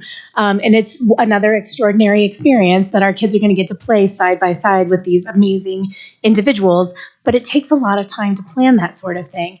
And I think just being aware of what we do is lovely. And the thank yous and the good jobs that we get are also lovely. But also, it would be nice to have that physical recognition for that. I am going to head out. If you're free tomorrow, we have a jazz concert at 7 p.m. at Stanley Lake, or you can catch us next Friday for the marching band kickoff at 5 p.m., or you can catch us the next Saturday for a fundraising event that we have to hold in order to finance these crazy great events that we do. Or we will be at school every Thursday night over the summer for marching band. So feel free to stop by and see what all of this time is actually what we're doing. It's pretty extraordinary. Hello, I'm going to speak about the middle school because I have helped with marching bands at Bear Creek High School and AUS in the past, but presently I'm just going to represent middle school band and orchestra tonight. I'm Kim Wilson. I'm at Drake Middle School. I've taught 23 years in Jeffco all the way. I've had 22 years in middle school and 1 year as a general music teacher. I've directed night concerts and after school clubs every single year of my tenure. It's great joy to have students perform in concerts, honor groups, after school jazz bands, and chamber orchestras, but the time commitments add up significantly, as we have heard. And as a middle school and 1 year as general music teacher, I have received $0 for all of the work. So in order to run a successful music program here, we as teachers have to commit to a number of responsibilities outside the school day. After talking to a sampling of middle school teachers, I estimated that we're not as much as marching band, but we are putting in 70 to 80 hours a year over our activities, not including any summer camps. Concerts for us, we probably put on 9 to 10 a school year, which, when you have 100, 150 middle school kids in a room and you're like, let's warm up and be organized. It takes a lot of energy. So those 3 to 4 hours per concert times 9 or 10 concerts a year it's a lot of energy. But it takes that much time every evening to do that. We also have to do recruitment because in middle school, people don't show up on our roster. We have to go out and recruit for them. So we have to do extra time. Like tonight, I'm going to be going to the 5th grade concert in Arvada West and Ralston Valley area to make my face known and recruit. And that's just, called my husband, said I'll be home very late tonight because I got to see the 5th graders. But that's just part of it. We have to go visit the music classrooms. Sometimes that's outside of my time, or I miss my class period to do it, so then I have to make up work at home because I need to visit all the 4 or 5 elementaries where the kids come to my school, so they are comfortable with me, that they know that we have a high quality program, and they know what they're getting into. Like, we got to tell them this is great and it's worth their time. We also, we also run a night. I do a whole night concert where the 8th graders come and then the 5th graders come. We give them a tour of the building and we just have an extra recruitment night. So recruitment alone is a number of hours. We also have to do vertical team alignment. And I know across the district, you want your 5th grade math teacher talking to your middle school math teacher, but vertical teaming in music, I think is a little bit more intense because we get into problems if we don't talk. So we have to have our meetings outside the school day, 3:30, 4 o'clock usually. In my area with Ralston Valley and A West together, we have to get, I think it's 10 or 12 people together just in band and orchestra, and usually choir too if they can come, and to make sure that we do not double book concerts because no high school if you have your kid in high school band, you don't want the same night concert to be for your 5th grade band kid. It just causes a lot of problems. So we put in that extra time for free because it helps our community. It makes Jeffco look good. It makes our schools look good. It makes music programs look good. But it takes free time. My meeting is Monday, actually, at 4 o'clock. It'll be great. I love my workers, the people I work with, so it'd be wonderful. One other thing in middle school is that we do have the honor bands and orchestras, and they're very important. It's the first time kids can be in honor groups. We have CU honor band. We also have the district honor band and orchestras. And we do a whole, they have to come and audition. We audition the kids. It takes about 2-3 hours in an evening for concert band and concert orchestra. And then we have jazz band in a separate time. That's multiple hours of free time. This is the first time kids have an audition time. They come in and they play by themselves for judges. And this leads to college auditions. This leads to high school auditions. I think it's very important because these kids come in and they're nervous. And I had 6th graders come in the first time we had 6th graders in middle school, and they're like, I have anxiety. And I'm like, it's stress. Take a deep breath, and we just walk them through that so they can perform their best. And we just really have to teach them, what is it? Do you have anxiety? Do you have stress? How can you perform well? How can you do your best? And as middle school teachers, we're the first time they do that. And we're with a strange kid I've never seen before. You're from a different middle school, and they have to perform. But when they do that and they have that success, they are more successful later on. So they choose a performance pathway for their life, or even through high school or into college and beyond. We're the first step. And it would be great if we got acknowledged with some payment that is a meaningful experience for those students. Of course, when we rehearse them, when we do that, concerts and everything, that's 20 more hours in a year that we do that. It's great fun, but it's a lot of time. We still have to do fundraising at middle school. It's not as much as high school, but it takes a lot of time. We barely do any at my school, which you can tell because I don't have very good instruments because I need to do more fundraising. But I spent at least 10 hours this week, this year alone, just doing fundraising things and making good experience for kids. It's a great joy to have my students present their learnings for families and have friends throughout the year, for family and friends throughout the year in our after-school performances. We connect the community to our schools. We bring families into the school buildings that might not be in the school buildings normally, and we make connections with the community through, like, even the Drake Chamber Orchestra played at the middle school art show. And those events, they're great. It would just be lovely if we could have some compensation, because I know I'm looking at if I need a second job, and I'm like, I don't have time because I need to be there for my kids. So I had to start making a choice. Can I keep doing all these activities like after school jazz club, 2 hours a week, every week for like 30 weeks a year? Can I do the after school orchestra? Can I do those things? And my students need it. They need it. It's great. And I want to keep providing that for them. But I need help doing that. All right. My name is Andrew Cogswell. I am Director of Instrumental Music at Alameda International Junior Senior High School, where I teach everything. So you talked a lot about the Title I conversation. In Alameda as a title school, we struggle. And so I have a lot of things written down, but I'm going to kind of play off what Kim and Bryce and Christy have said. So at Alameda, I teach the middle school band, the high school band, the middle school orchestra, the high school jazz band. I also, because we are an IB school, I teach the diploma program IB music course, which is a 2-year rigorous college preparatory course that just changed curriculum, so I just had to get retrained and all of that, so that's been delightful. That has its own set of hours that are required and standards and trainings that is, again, on top of my responsibilities as an instrumental music director. I also do the pit orchestra for the musical.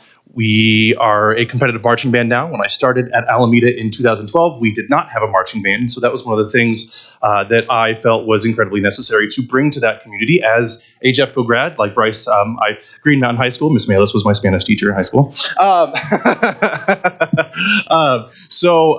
Proud Jeffco grad. I live in Jeffco. My daughter, we are sad Piper Panther families because we are now closing and having to go to a new school next year. But Alameda needed to have a marching band. When we were all growing up, Alameda had a very strong instrumental music program. And then throughout the years, as the communities changed and morphed and evolved and adapted, Alameda lost a lot of its life, instrumental music-wise. So I started the marching band, and it started very rough because I was young and inexperienced is the appropriate word, but stupid was the word that I really felt. I did not know what I was getting myself into. And so we started, and we just kept going because I didn't know any better, and they didn't know any better, and the parents didn't know any better, and the school didn't know any better. So we just started to build this program how we felt we should build a program at a Title I school and a marching band. We made the state competition in 2017 for the first time in over 15 years as a marching band at Alameda. And then we took a few steps back, and we did not make state again. And then COVID hit, and that kind of derailed everything. But then in 2021, the Alameda Marching Band made state finals for the first time in school history. And thank you. Yeah, something we're incredibly proud of. The Title I piece, we are one of 3 high schools in the entire state of Colorado that is a Title I marching band. And when I look at all the data from CDE and from CBA, the Colorado Bandmasters who put all this together, I was shocked, honestly, to think that there's only 3 of us that do marching band as a Title I school. So we are a 2A competitive program. So like I mentioned, we made state finals for the first time in school history 2021. We missed out on state finals just this past season by 0.25, but we took 5th place in state. And we are bringing home the gold. We're bringing home trophies. We're bringing home medals. Just 2 weekends ago, just like Bryce and Chrissy, our indoor percussion ensemble won a state championship in our classification. So Jeffco we have high quality music education happening at all levels. We look at success very differently at Alameda than any other school because we are title, because we have all these other extra things where success for us, yes, I mean, state championships are absolutely a success, but we look at, is this a home for a student? Are we providing a safe place for these kids to experience what life is like, to be themselves, to find out who they are, because we all know that in middle school and high school, it is a very difficult time for all of us figuring out who we are internally, externally, and so on. So we provide in the instrumental music, the vocal music, the drama department, we provide a safe place for these students to have a home. And we're not looking at scores and grades and contests. And number one, we can't afford to go.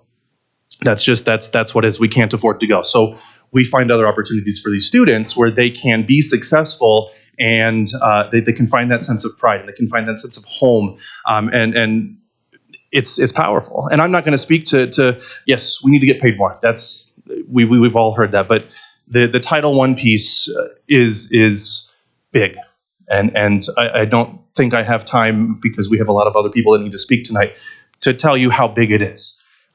So thank you for what you do. Thank you for acknowledging our existence, and thank you for supporting this. And that's my piece. Thank you very much. Shift around here. Okay. Hi, everybody. Just as a reminder, my name is Jen Baker. I'm at Coronado Elementary music teacher.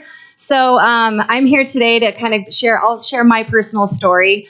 You just heard about all the amazing programs that instrumental music does. We don't have any high school or middle school vocal teachers here tonight, but they also do amazing things just in the same vein. And they would not be able to do what they do without support from the elementary level. So we're here today to, my piece today is to talk to you about the clubs and after school activity that I do of choir and the amount of time that takes outside of contract hours. Amanda actually has seen it firsthand and how much time I put into choir. It's definitely not a required thing, but I do my own choir and I've been doing this for years.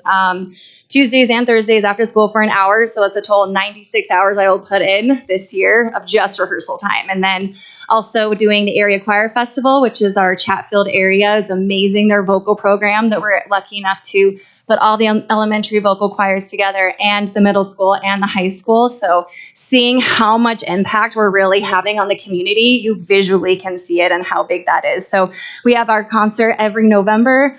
Again, all the elementary school teachers that bring their choirs is all doing it for free. We're not even on the schedule at all.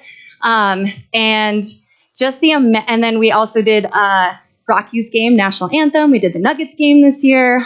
So we're also providing amazing experiences for these kids, but also coming at a lot of time on our end. Like I said, they wouldn't be able to do what they did if they weren't able to recruit students from us. And so 96 hours of that time has just been so much on my own life. And to be able to, and then even through COVID, we did an virtual choir. So that's how important it is to our core. But we do feel like especially in middle school, vocal music is at a crisis right now. A lot of FTE is getting cut. I know personally at my school, they're cut to half-time at both of my feeders. And so my tons of fifth grade kids that I have gathered, which I had 80 of them, have nowhere really to go in when they get to middle school right now. That's another conversation in itself, but that's how much I have put into it and that my colleagues have put into it, and how much impact it's having. And like I said, we're not on the schedule at all, and every surrounding metro area district has some kind of elementary stipend. Dougco and Denver, all of these areas have an elementary music stipend. So I feel like it's extremely valuable to what we do, to be able to honor that. So thank you. I'm going to hand it over to Avriel. She's going to talk about elementary music and our after school programs that we also provide. Yeah, so for many, when you think of concerts or events, you think that are not after-school clubs. You think of things like musicals, art shows, and field days. But in order to better understand what goes into these events and the time and the hours, we wanted to gather some data. So we have some data for you today. So we gathered some stories from a variety of different AMP teachers and a variety of positions. And they reported that they logged between 30 to 60 hours per event outside of the given planning and teaching time, that they already commit to this. Teachers often do between 3 and 6 of these types of events per year. So that is a possible 360 hours outside of planning and teaching time just for one year. So now the reason that many of us do this is for students in the community. So here are some student impact numbers. The number of students impacted by these events range from school to school, but are generally between 50 to 100% of the student population per year. We believe that these events and clubs that Jen was talking about are super valuable, but we also believe that AMP teachers should be adequately compensated for the time that they give and the work that they do that benefits students and the school community.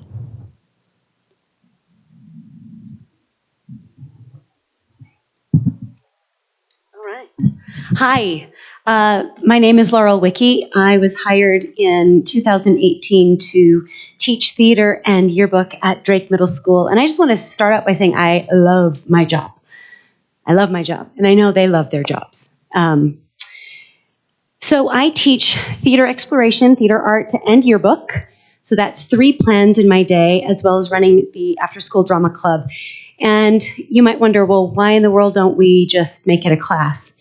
At Drake, it would be impossible to have a performance class without robbing our vocal music program or our orchestra program or our band program. It's also a scheduling nightmare to try to get 6th, 7th, and 8th graders all in one class. So I'm going to keep this as succinct as possible. 3 parts. First of all, I'll give you a little overview of our after-school program. We produce 2 shows a year, usually a fall play and a spring musical. Each production rehearses for 12 weeks. So that's 24 weeks out of our year that I am staying after school, at least 2.5 hours after the final bell. We rehearse 8 hours a week for the first 10 weeks and then 12 to 15 hours during the last 2 weeks. I share the job with a musical director, and she and I each put in 214 hours per year in just rehearsal time with the kids. That does not take into account the hours of preparation, and there are lots of hours spent planning, choreographing, building lighting, gathering props, building a rehearsal schedule, sending weekly emails to parents, etc. We are also really lucky at Drake to have a teacher fill in as a technical director. Our tech ed teacher builds amazing things, and our art teacher decorates and paints them. They lead a student crew of about 25 to 30 kids. They meet twice a week during that 12-week period for 2 hours at a time. That's a total of 48 hours over the course of their 12 weeks, or 96 hours per year. That doesn't include the extra hours they put in without the 12 to 14-year-olds to get work completed and sometimes to fix the work that said 12 to 14-year-olds do. And then, of course, we have a host of parents who take on the job of costuming. This last production, we had 300 plus costume pieces. So it's a lot of time. And you might be wondering, well, why the massive commitment? Why bother? We know the value for our students. Our spring musical just finished last weekend. We had 4 sold-out shows. That's a lot of seats for our little community. Our community loves the productions. We had 64 cast members, 28 crew members, which is just over 10% of our population. 10% in one production. Oftentimes, we're meeting the needs of students that don't fit in other prominent school groups. They are not the kids that flock to athletics. Sorry. They're not necessarily our high academic kiddos. They are often creatives, and they are outside the box thinkers. And they need a place where they can see their gifts are important, that they have a purpose. Do you remember what it's like to be in middle school? I would hedge a bet that all of us were probably not our best selves at 12 to 14 years old. It is a pivotal stage of life. Their brains are restructuring. They are desperately trying to carve out their identity. They begin to value peers over pretty much everything else, and they need a positive place to belong. If we want successful students in Jeffco in the long term, this is an especially important time to lift them up and help them find their best selves and often their scope and vision for their own future. And I've seen our little program change lives. That's why I'm passionate about it, and that's why I love my job. When I talk to students and parents, some of the benefits of participating they list are a sense of belonging, a community, a rise in confidence and self-esteem, an appreciation of differences, empathy, increase in stamina, grit, learning how to make mistakes and recover, improving skills and talents, building leadership. I had a 14-year-old running the light board in our production and a 14-year-old running the scene changes and the crew behind the scenes.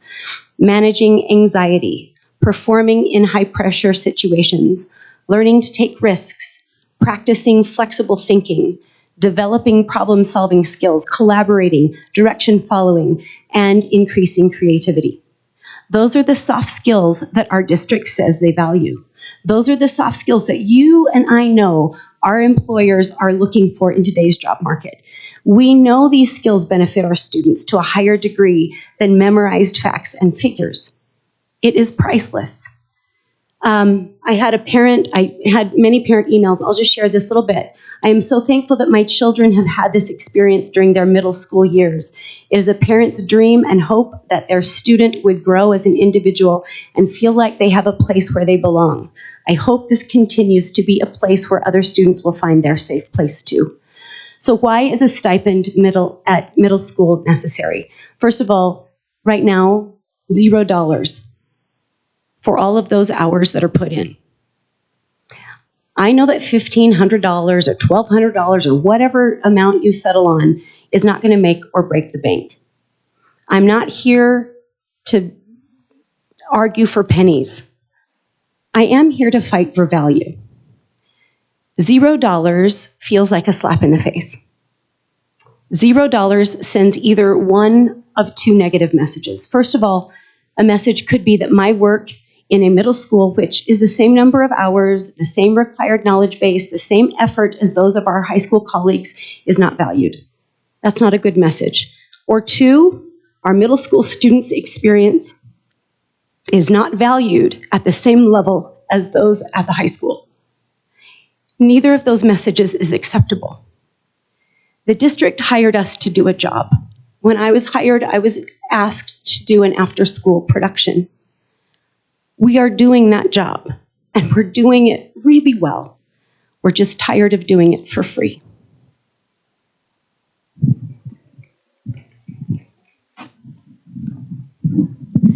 My name is Olivia Newman, and I teach theater and film at Chatfield Senior High School. I'm present today to represent a few of our theater educators in the district who care immensely about our students and offering said students the best experiences available to them. So thank you for listening to all of my speaking, as I will be offering a few different perspectives to you.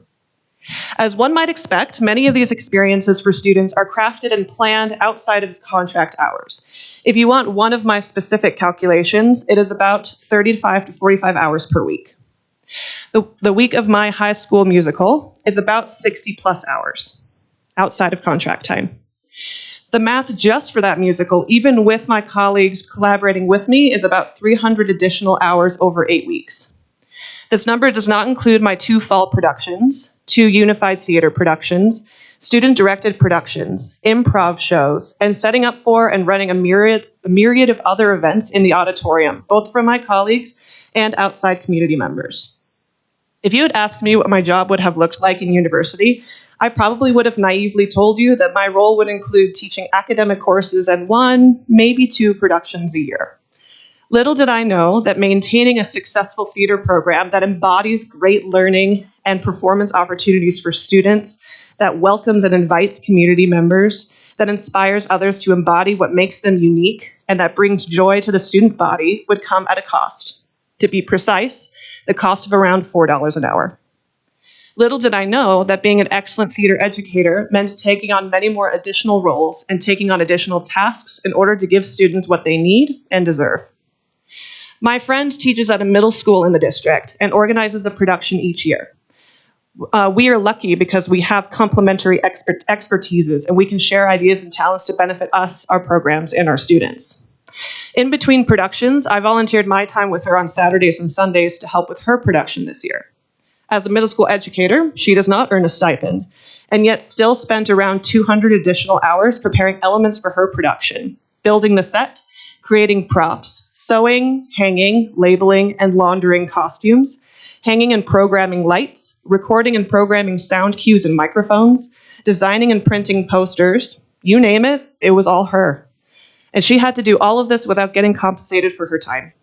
She agrees that doing so strictly because she loves her job is unsustainable and isn't sure how long she can continue to offer this opportunity for her students.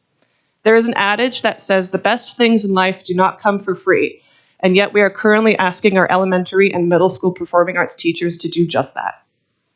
We care deeply for our students and their ability to achieve their goals and dreams. We want to continue to give them these opportunities, but to continue to do so at the expense of time away from our families and friends weighs heavily on our shoulders.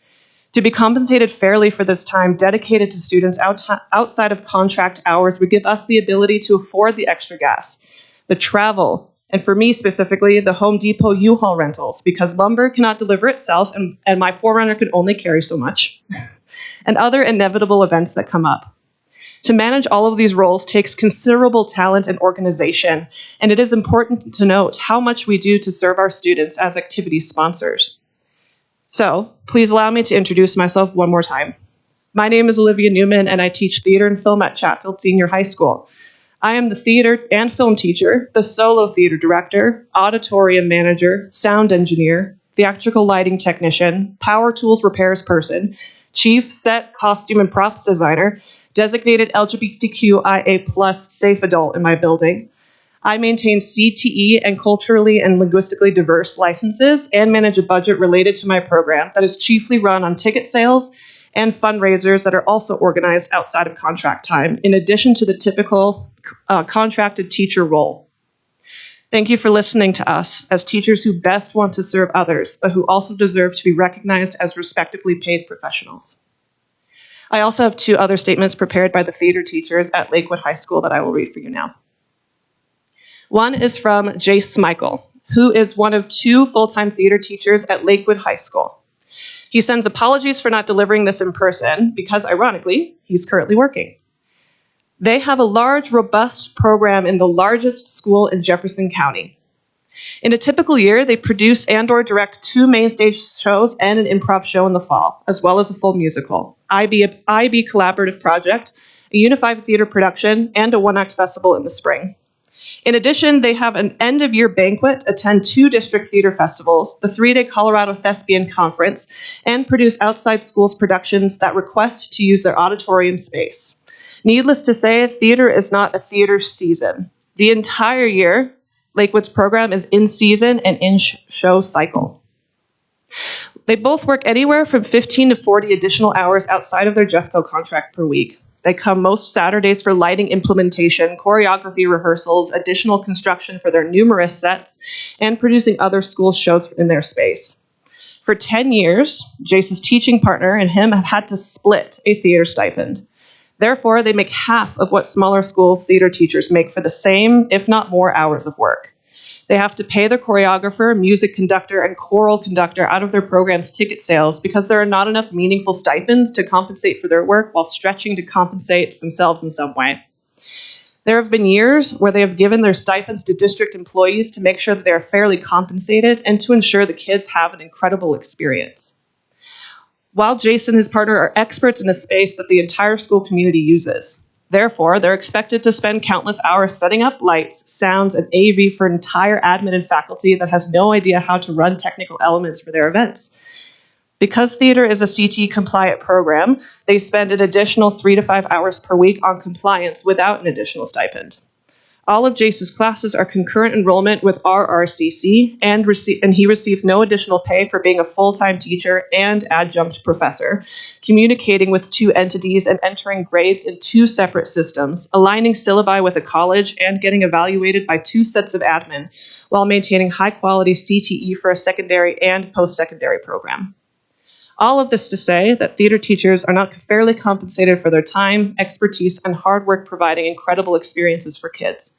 Please consider the time that we spend away from our own children and fairly compensate every theater teacher and directors in this district. The second letter is from Tammy Lisasso of Lakewood High School. To the Stipend Negotiations Committee.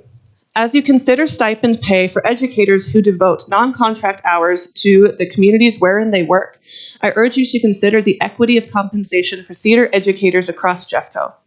Theater educators are some of the hardest working, most dedicated individuals I've had the pleasure of knowing in my 20 years as an English, creative writing, and yes, theater educator.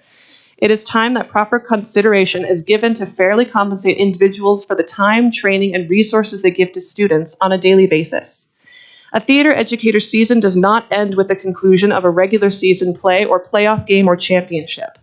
A theater educator season is year-round. One production ends and another begins. Theater cannot always accommodate for large numbers on the team, and therefore theater educators are constantly working for new ways to provide opportunities for all of the students who crave a moment on the stage. This takes shape in many forms: traditional plays and musicals, improv shows, one-acts, unified productions, talent shows, miscast productions, and the list goes on. Additionally, the community that is required for a performing arts program to thrive requires hours of planning and supervision. That community building activities in a successful theater program can take many shapes, but all require hours of planning, execution, and supervision beyond the school day. In my years as a Jeffco theater educator, I have been compensated for the following: Drama 1, 2 full-length productions; musical, 1 full-length musical.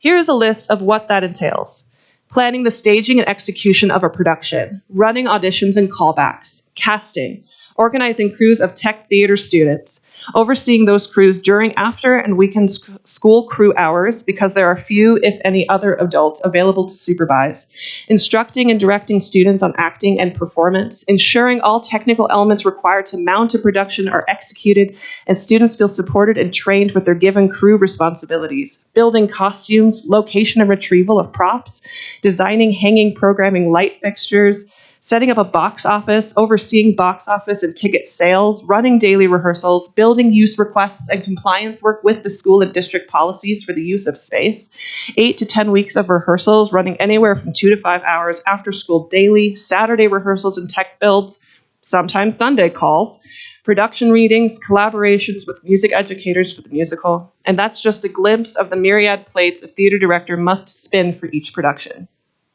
Here's a look at what happens beyond a theater production: evaluating student growth in their extracurricular work, strategizing opportunities aimed at individual and group goals, setting goals new for the program to strategically plan seasons around these goals, supervising field trips to shows around the area, supervising students at 2 district-level events, planning and supervising a summer picnic, planning and supervising community building activities throughout the school year, overseeing the use of the auditorium space, coaching students on individual events for the State Theater Festival, chaperoning students at the state conference, coaching students on scholarship and university audition material, assisting students with self-tape auditions for university submission, oversee a board of student leaders, including training, supervision of events, and support of their community-wide endeavors, plan and execute a year-end banquet. The workload of a theater educator is heavy. With proper financial compensation for program directors and a clearer, more supported stipend structure for assistant directors, employees will feel better supported and more valued in the work that they do. As they say, time is money, and for years, sponsors of arts-related activities have been undercompensated and overburdened. If one of Jeffco Public Schools' goals is to provide access and opportunities to the arts and arts-related programs to foster thriving communities, this conversation is long overdue. Fair compensation and a more robust stipend structure is imperative to avoid burnout of educators who help build the communities Jeffco has been so proud to call Jeffco. Thank you for your time and consideration. Thank you, Olivia. All right, I'll be quick. I'm Allie Matzo. I teach theater and yearbook and English at Golden High School. Next year I'll teach yearbook, theater, English, and advisement. So that's almost a different prep for every hour of the day.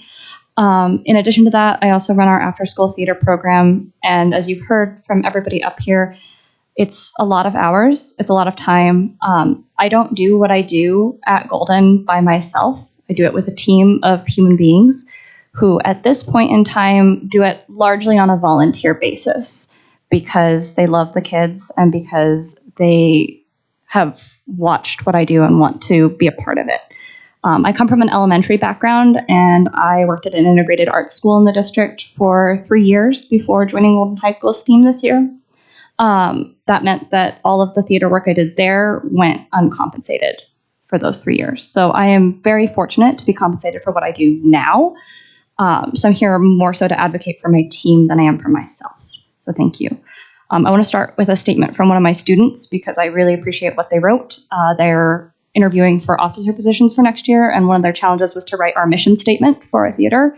So this is what they came up with as a team. Our mission is to create an evolving theater troupe that at its core functions as a safe space and provides a comfortable environment not only to improve in, but to fail in. And I think that's beautiful. So a lot of the work that I do has already been explained. We do 3 main stage productions per year. One of those is a musical. Next year, we're doing 4 main stage productions. 2 of those will be musicals at no additional compensation. We split 4 stipends for the year amongst a team of 7 people. Many of those are volunteer positions for that reason. We also do 1 acts, which are student directed and student run. However, I am still expected to be there for all of those rehearsals after school. So they've been rehearsing for hours after school for the last month, and I'm there to facilitate. It's a great learning experience, but it's not counted as one of my productions in addition to what I'm doing, because it's something extra that I take on because the learning that they do is so important in that space. I had kids who a month ago were terrified to ask for help and were like, I know what I'm doing. I am exactly who I'm supposed to be, who now are able to come to me and say, hey, I don't know how to do this, and I want to know, and I want to learn, and who are like, can I come back next year and be an alumni director like the rest of the alumni directing team? And I have to tell them, I have to find a way to pay you. I have to find a way to compensate you because I'd love to have you on the team, but I don't know how to get you there. In addition to all of the work that we do with students, I also manage the auditorium. So if I'm checking my phone tonight, it's because we have our choir pops tonight, and they are to call me if there is an emergency or if something really funny happens on stage. Tomorrow night, I will have our band and orchestra pops, which will be another additional 2 to 3 hours that I spend working on stuff after school. For no additional pay. And then this weekend, I'm spending both evenings, Friday and Saturday, working on 1 act. Then on Sunday, I come in and I do all of the setup for awards season. I will run all of the awards events in the theater for the next 3 weeks, including our own awards ceremony and then every other activities award ceremony and underclassmen awards and senior awards. I do not do that by myself. My students do all of the AV support. They provide every piece of AV equipment that people are needing. They provide all of the technical support. They are on call. They are helping. They are learning. They are getting career education. We are a program that runs on ticket sales. We do not receive any additional funding from anywhere else. We fund ourselves. We started out when I began 3 years ago coaching, $800 in the hole. So we were in the red. We were at risk of being cut. We now have $12,000 in the bank that we get to fund next year's season with. So we're excited. But that comes at a cost. So I ask you to consider the teamwork that goes in behind the scenes, the people who you don't see here tonight because they are working those events, the people who we all have on call in our back pocket who we would love to compensate, and the middle school and elementary school teachers who give us the tools and the kids that we need in order to be successful as high school educators in the theatrical space, who at current moment do not receive any compensation for the work that they do. Thank you. And can I also say you supported our new teacher, our new educator kickoff and did an awesome job. I did, and Jeffco paid me for it. And we so paid I you. appreciate it. But you allowed us to take over your entire theater, and you did an awesome job. So shout out to you, and thank you so much to all of you for all the work you do. Thank you very much, Rob and Kim. Yeah, I just wanted to add one comment. Chrissy's a little too modest, but her students at Stanley also took home a state title a week and a half ago. So, and she's too modest to admit that, maybe, but I wanted to put that out there just to show the excellence that's going on in Jeffco in performing arts. And just as a quick other statement, my 2 kids started doing activities with music in elementary and middle school levels. The main reason they connected with their high school was in marching band. And that was what brought them a sense of pride and ownership of their school. And so what you guys do is phenomenal. And so, all of you, all the people who just spoke, I really thank you. And I know we're over for dinner. If we just want to go through one more thing, this chart real quick, so that the people that helped make it can explain it. I think Kim had a comment first. Yeah, I know we're running over on time and people have been sitting for a really long time. So thank you folks for hanging in there. Folks, a good number of folks left, but I do want to say thank you to our educators that made time to come tonight and talked about the work that they do. As I sit here, I am a former Eliza Doolittle. I am a former Sandy from Greece. I am a former Eloise from Best Little Whorehouse in Texas. Yes, I did. I am a former many roles in the theater, and I'm incredibly grateful for educators that made that time for me to allow me to explore my creative side. And as a math and science teacher, I needed that to balance myself. And so I know the hours that goes into a production intimately. And so thank you for that time that you do spend. It is a lot, and we recognize that. And Superintendent Dorland has been out in her community listening sessions and saying that it really does build the extraordinary student experience. So thank you for that. We appreciate you. We appreciate your time. We know that the hours, there's no way anybody could come close to compensating people for all the hours that they put in. We realize the love, but we also recognize that there's a need to have this conversation. So thank you. Thank you, Kim. Okay, I guess it's back to us now. Me? Okay, cheese and crackers. This document we have put together along with some of the people who spoke tonight, and we've gone through the current stipend schedule that we have that included athletics and activities. It's a little confusing because the district actually has two, one on the coaching side of things and one through the HR website. If you didn't know that, surprise. So we use the one that came from HR, and that is linked at the top of this.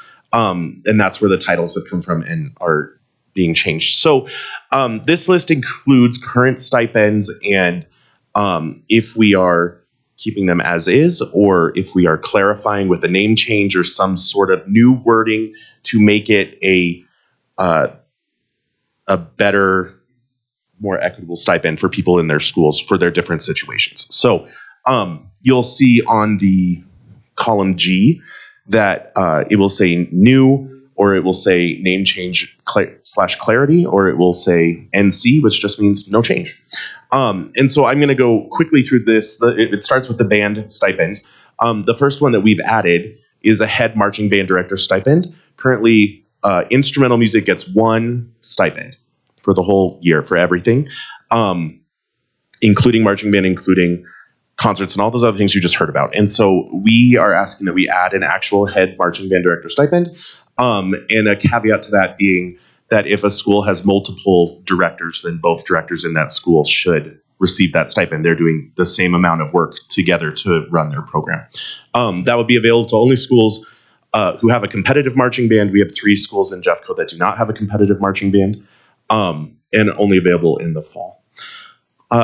The next one is a current stipend, the Instrumental Music Director Assist. We are changing that title to the Assistant Marching Band Director and making that available to schools who have only one director in their buildings, so that way they would be able to hire their assistant for marching band. That is same as what we do now, just clarified. In addition, we also have 2 band instructor stipends on here. It was listed as marching band instructor, but some schools use those as a part of to bring in clinicians to their classes, instrument specialists. Marching limits those in a way that does not help us very well. So some schools use them for their marching band, some schools use them for different seasons throughout the year, depending on their situation. We want to make sure we keep both of those 2 stipends. The next one we are clarifying in the stipend schedule is currently called Head Instrumental Band Director, I believe. And we are changing that name to just Band Director. And that is current, what is there, just a new name with the wording that also means that if a school has multiple band directors, they would receive that. So if you are teaching marching band, you would receive a marching band stipend, and then in addition, you would receive the band director stipend. That idea matches what we already do in choral music, where they get a choir stipend for all of their after-school rehearsals and activities that happen.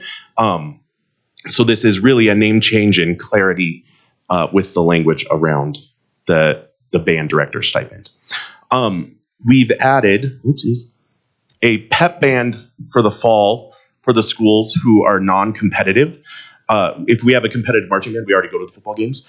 But schools that do not would then, if they would not go to a football game, assuming they don't have their marching band going for competitions, this gives some incentive for them to go and be a part of marching band in the fall. And that would be for those 3 non-marching schools, Golden, Pomona, and Jefferson.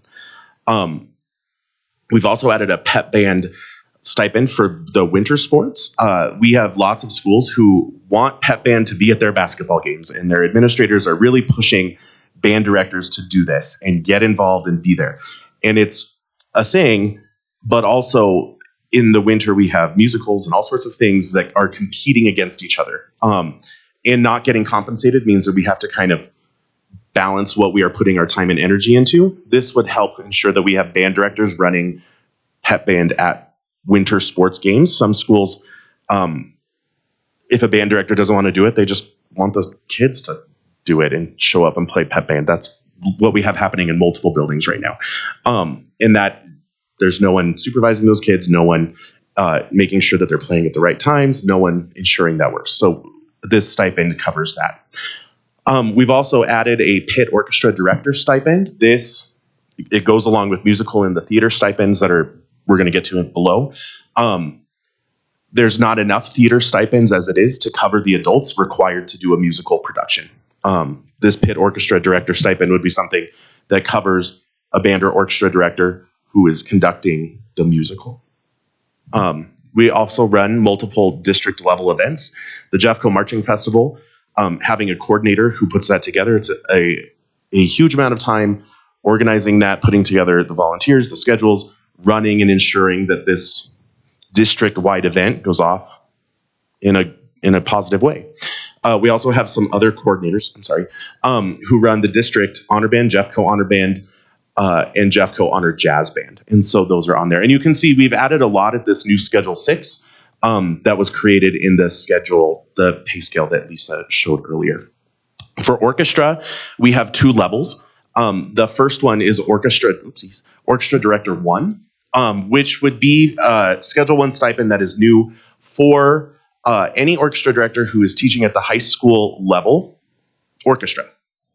This would not be available for a band director who's also teaching orchestra. This would just be an orchestra director at the high school level for all of those concerts and things that go beyond. And then also for an orchestra teacher who's teaching multiple levels. At our high school level, we have multiples of orchestra directors who are teaching high school, middle school, and elementary school. This stipend would be directed for them and not the ones that are included under elementary, middle school below. The second orchestra director stipend, it's an either or here, not both, would go for a band director who is teaching band and orchestra.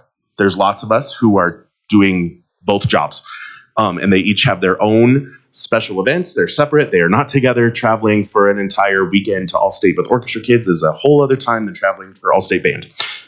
So the requirements of those jobs are different and should be compensated as so. The choir world, we did not do a lot of changes to, aside from adding musical vocal director. That would also go along with the spring musical. You get just one of those per year. And then also a district high school honor choir coordinator at a Schedule 6. So those are the only 2 changes and additions in the vocal realm. I'm sorry. The choir folks also run multiples of festivals. Those are listed there. The Treble Festival, the Tenor Bass Festival, and also the Jeffco Sing-In all require a coordinator and someone to run these events that bring together all of the high schools from around the district. Jesse might step in under theater because I might misspeak a little as I go through this. So In line with the band director stipend and the choir stipend and the orchestra stipend, we need to add a theater director stipend. This accounts for all of those things that our theater educators just talked about in their after school stuff, not related to productions, not related to doing a show in the fall or to a show in the spring. And this would be available to every theater director in the building. The example that we've heard already was Lakewood High School. We have 2 theater directors in that building. They both should receive those stipends.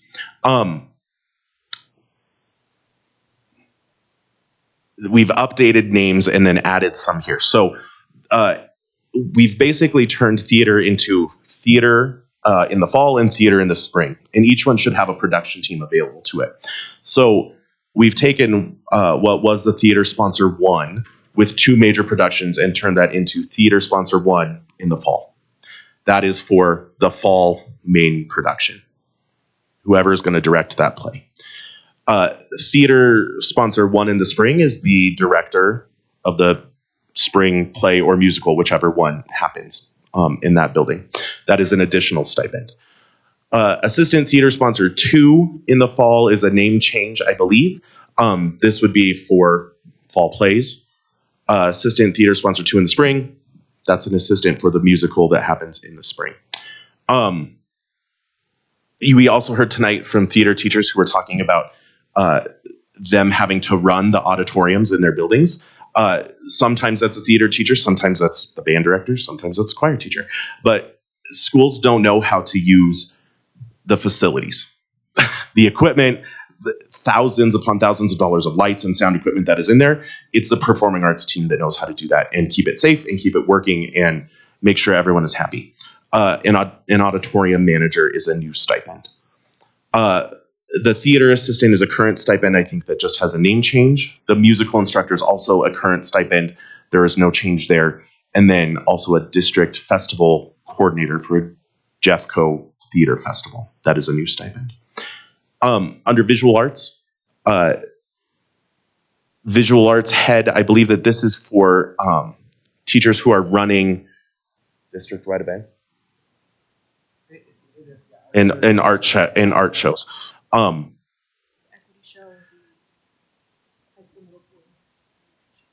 Multiples of district-wide art shows that are happening. This goes to those people, and it's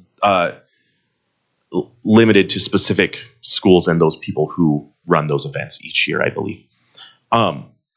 Visual arts district chair, only eligible schools with teachers that are chairs. The list is there of the high school, middle school, and elementary school.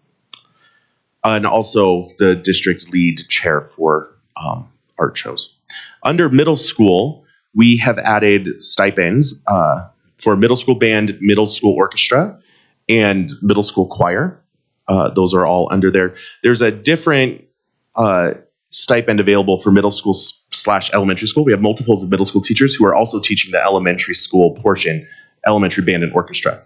That's a different set of concerts than just what they do at their middle school with their 3 or 4 bands and orchestras, and they have to now do that with 5th graders and the traveling team that's around that. So these are either or. If you teach middle school band, you would get the middle school band stipend. If you are a middle school / elementary school band teacher, you would get that stipend. So those are not, they don't add on top of each other.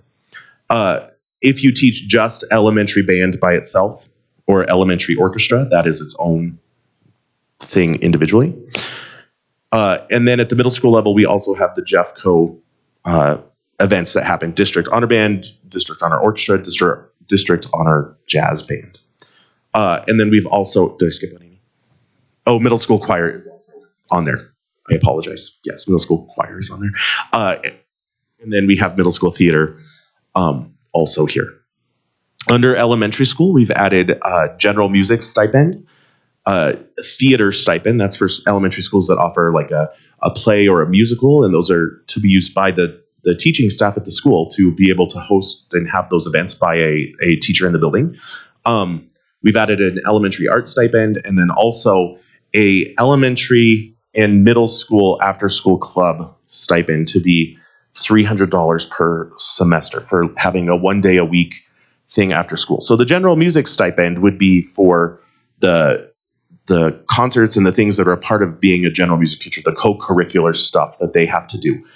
If they're running an after-school choir, then that would count under this, and they would get $300 per trimester for running that choir. And same thing for other clubs and at the middle school as well. I think I got it. You done good. Well, thanks. And there will probably be questions, and I will probably share your contact information with district people because I can't answer these questions like you guys can. Sure. Oh. Any immediate questions? I know we're on the precipice of dinner, but. Anything at all? All right. Thank you very much for everyone that spoke. Thank you. Thank you. Thank you for listening. We appreciate it. And there's a part 3, but I could do that by myself after dinner. Okay. It won't take long. Let's go ahead and break for dinner there. Yeah, I know people are hungry. Can I just Oh, add I'm sorry, Rob. Go ahead. quick question? Can the district team put the death benefits slideshow into the agenda, please? Thank you. All right, 30 minutes. Okay, let's call it 7:35. All right, and let's.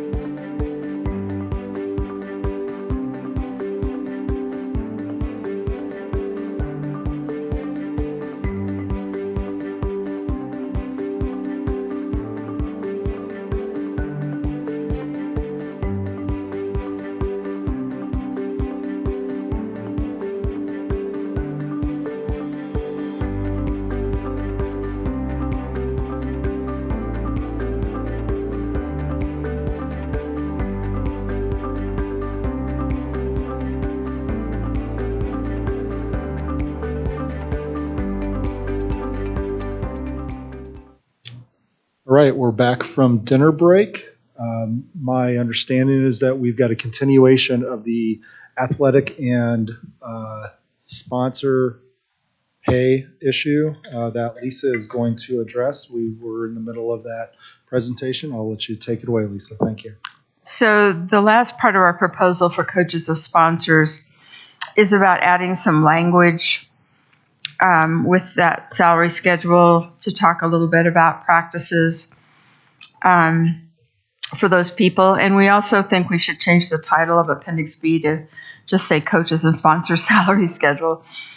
I think it's a little confusing what it is now. A lot of the coaches talked about not that they didn't get their pay over 12 months. I think it was longer than that. So they wanted to get that paid over 12 months. Number 2 just talks about the new salary schedule presentation that we gave you.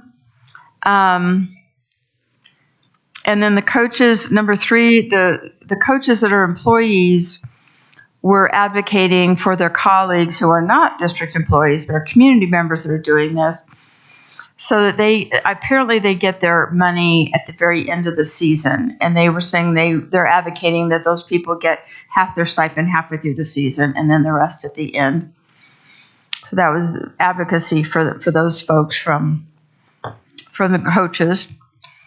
Currently, there's no postseason pay, so if you're a successful coach and you get to go to the playoffs, you don't get additional dollars. So we're proposing that coaches whose teams qualify for and participate in a recognized Jcea or other sanctioned organization, state playoffs or championships beyond the regular schedule will receive a percentage of season pay proportional to the regular stipend, blah, blah, blah, blah, blah.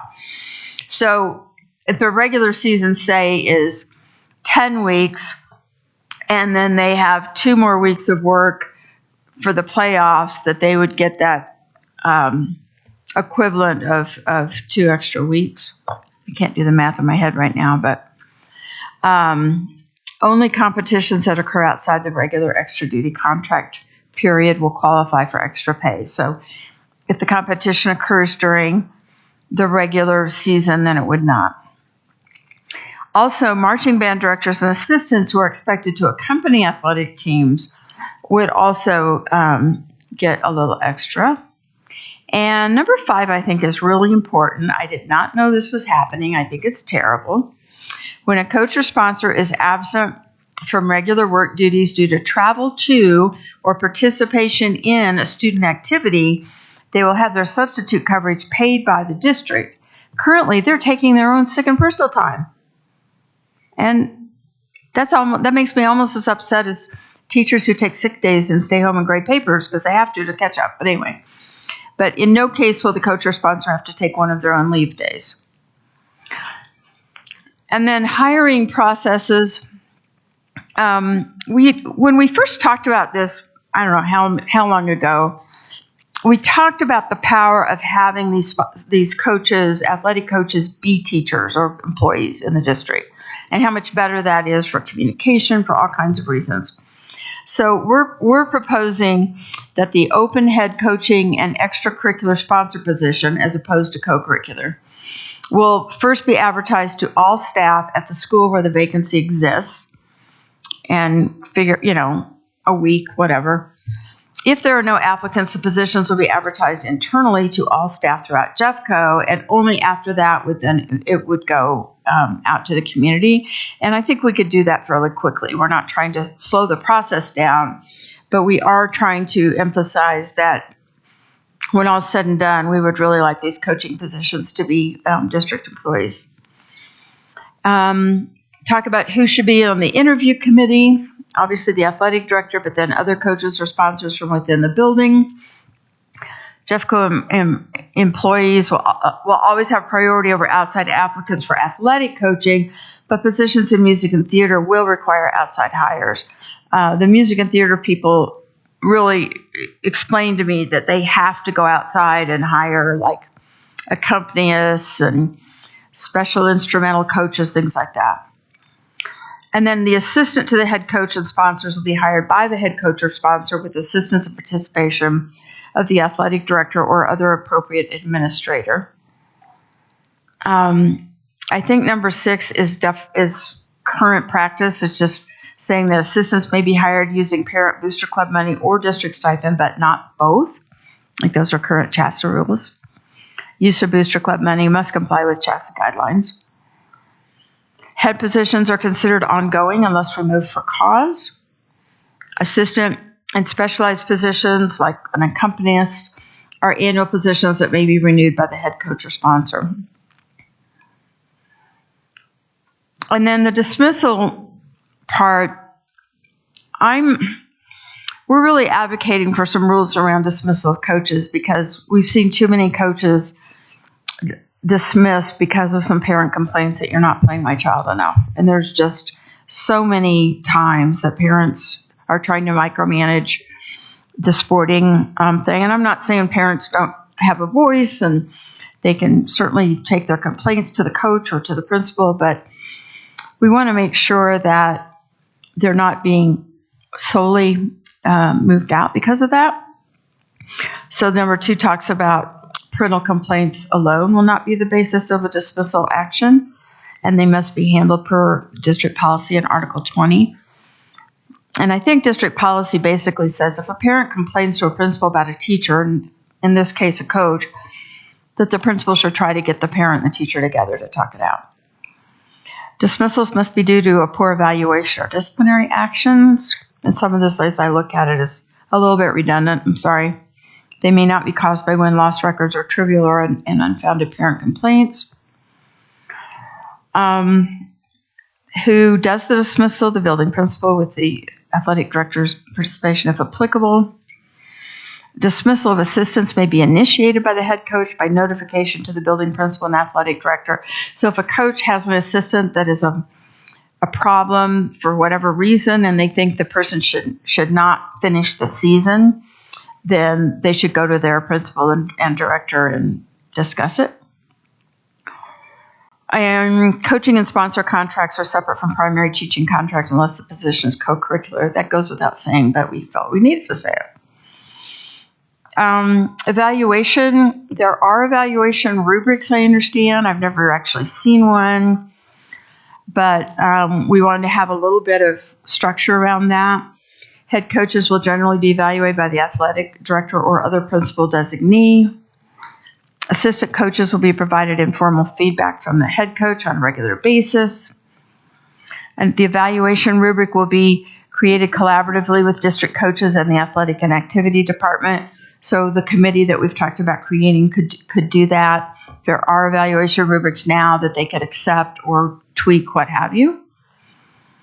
And trying to create a rubric that would be used for all. Let's not make this too complicated. After-school activity volunteers do not need to be evaluated. And instructional leader, department chairs, anybody that's got a primary teaching job, that is not, they're not evaluated separate from that. Same for co-curricular. And we thought that it should be evaluations for the first 3 years of a head coach, and then once every 3 years after that, kind of like we did with teachers back in the old days. And then finally, to create these 2 committees, and again, first I was thinking we'd do one, but after talking to coaches and talking to the sponsors, it just seemed like their worlds are pretty different. We probably needed 2. And they would meet with the district athletic and activity director. And the activity sponsor committee should also include the district coordinators in music, theater, and visual arts. The committee should use collaboration processes similar to what we outlined in Article 10. And the director will convene the committees by September 30th of each year. And then I created some charges that made sense to me and to the coaches I talked to. But annually review newly proposed, which are like if there's a new supplemental pay assignment, like a new sport, like esports was, it would start out being approved at the building level, and then it would go to this committee to be approved, to be added to the to the list. And they need to have some details, job descriptions, things like that. And then they would come here, which would be an easy thing. I mean, I don't think that would be any problem. But we do want to make sure that positions on this schedule do come through the bargaining table, so we're aware. Because right now, I think there are positions that are not on that list that are being stipended. So we want to make sure we've dotted our I's and crossed our T's. This committee would audit the annual additional performance pay schedule, determine if positions need to be added, deleted, etc. We were thinking that initial audit could be this coming school year, and then every 3 years after that, perhaps might be time for an audit. They don't have to do it every year. And then we'd like the results of the audit for action in the bargaining season next year. Regularly make recommendations for any changes to the coach and sponsor pay schedule to the bargaining teams, and to compare the Jeffco schedule to other Metro Denver school districts. To review and revise the rubric. And then number 6 is important, I think.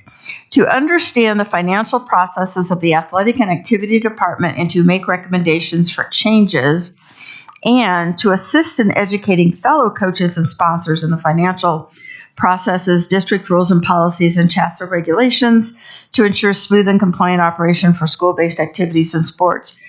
I was amazed. I would ask coaches and sponsors, well, where does that money come from? Where's that money come from? And a lot of them don't know. So it's a black box right now, and it ought to be, I think, transparent for everyone's sake. So these people on this committee then would have a deeper understanding of all this, and then they could help educate their peers so that everybody understands the financial pieces, the district rules and policies around it, the JESPA regulations, so that people are better informed. There you go. Thank you, Lisa. Questions, comments? Go ahead, Kim. So in looking at the 2 attachments that you included here, Lisa, both the salary schedule that's being proposed as well as the language proposal, you guys indicated that you calculated some numbers in terms of what you perceive it to cost by moving to this schedule. Does that also include what Bryce and other members of the AMP team proposed as additional stipends, or is it only the ones that are on it currently? It's only the ones that are currently on it because we used the data we got. Okay, thank you. And I'll share that with you because it's not in any of these documents, but I'll share it with you. And does anyone have background knowledge and history as to how long there has been a practice of asking coaches to use their own personal leave? I don't know. Okay. But I was shocked to find that that's what happens. I think that might be isolated to some situations in some buildings, because I've asked other principals who are like, no, they definitely take curriculum leave time. And so it's, it's all centrally funded, but it's not their own. But it sounds like in other situations it has happened. So it sounds like we need to go at least collect some data and find out how prevalent that is. I do not know how widespread it is, but I did hear it from more than one person, so I thought, well, we want to put the kibosh on that. So we'll go find out how much is that actually happening and come back and let you guys know what we find out. Go ahead, Jessica. I was wondering if there were any particular roles for the athletic director within this last section of the athletic coach collaboration committee. Is it an expectation that every athletic director would be on that committee? No, you mean the high school? Oh, no. I think that the district could decide to add some athletic. I was only looking at our bargaining unit participation, but it would certainly be appropriate to have some high school athletic directors for sure. We want to make sure that the representation on the committee is, I think it would be great to have one from every high school. That may be a little, we may not be able to manage that, but I think that would be best if we could get one coach of some kind from every high school and try to get a variety of sports and that sort of thing. It is needed. Pardon? It is needed at every high school. at least from my experience and what I've seen, we need that kind of collaboration and understanding of the finances. And right now, it's just not there yet. And we definitely need to get there. Well, and we have, Patrick's new to his position, so we have, new, fresh start for everything.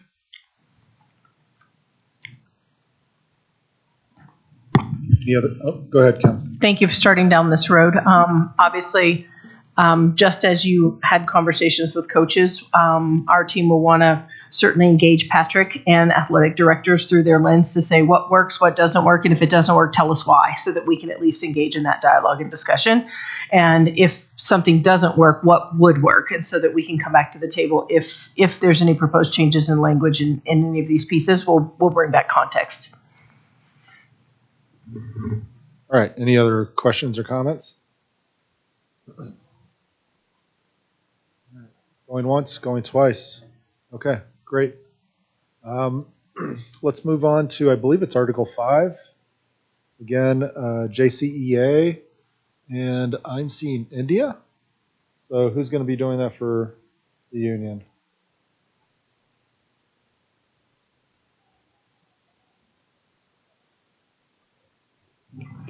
Yeah, and I only made 15 copies because I killed enough trees today, so. Okay, good. I can use my computer.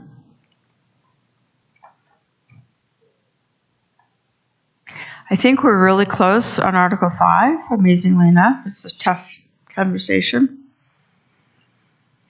So I'm just so what I did here. Oh, sorry. I can do that. Thank you. Can I grab it out of the red line one? That's all right. Yeah, make a copy, move the copy to theirs, and then link it from there. Okay. What I did was I made a clean red line. In other words, I took the current language, took the changes that both sides had proposed, and put that in. And I am 98% sure I got everything right, but just the little caveat. And then in 5.3, it's just pretty much language. We tried to change scheduling committee to operational leadership team, or OLT, consistently. 5.3.2.1, we added social emotional learning specialists because that's current practice. 5.3.2.4 was language you wanted, which we're agreeing to.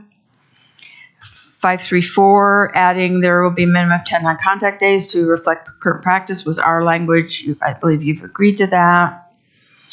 5.3.4.1 were the 4 additional non-contact days. I think we're all in agreement on that. Though the 40 hours read because the English teacher and me changed it because it needed to be hyphenated and it wasn't. 5.3.6.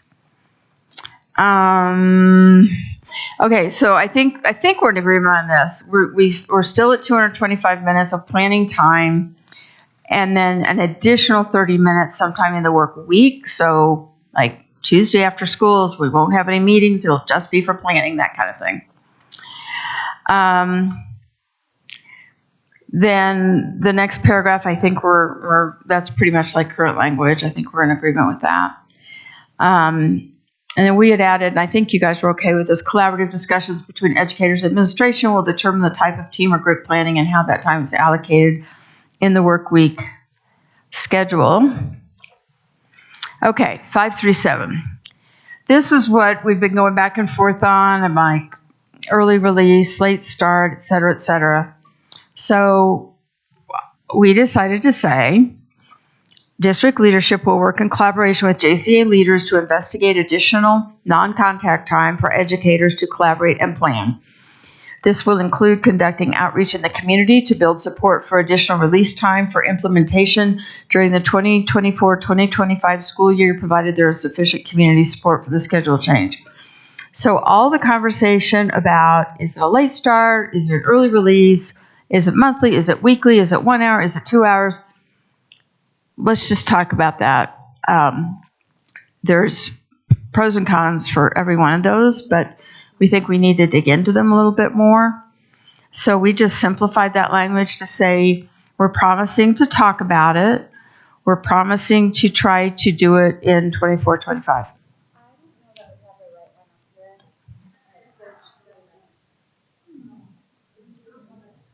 Oh gosh, yeah.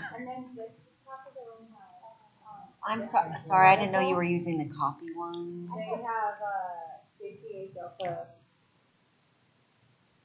Okay, wrong one. We'll get the right one up there. Sorry.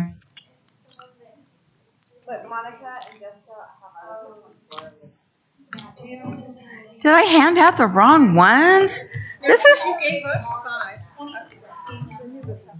Here, I have some extras. Oh, you've got 24. No? No, I don't. So this is what happens when an old lady is in the urgent care center until midnight. Sorry. Let me try. We said this link here, India. This is the right one, right? Yep. Okay. So let me try it one more time. You can open it first and look at it, but I'm pretty sure. Yeah, this one should be the right one.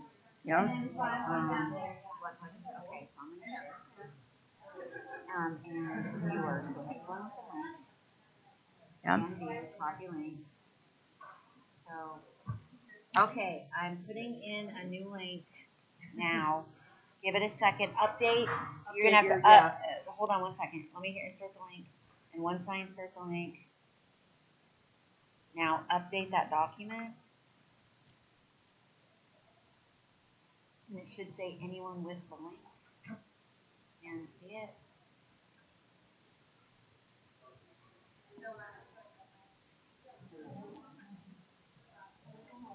This is why I hate Google. Edit access. Yes. Yes. Okay, that's it. That's it. Let me do the edit access. Yeah, you have to give everybody edit access in order for us to see that. Okay. I said Google and it woke up my phone. Refresh. Surprised you have a Google. Okay. I do have a Google phone. So complicated. Oh. Everybody else has what they need. Okay. All right, we got it now. Yeah, I agree, Dale. Yeah. So if we'll scroll down on the screen to 537.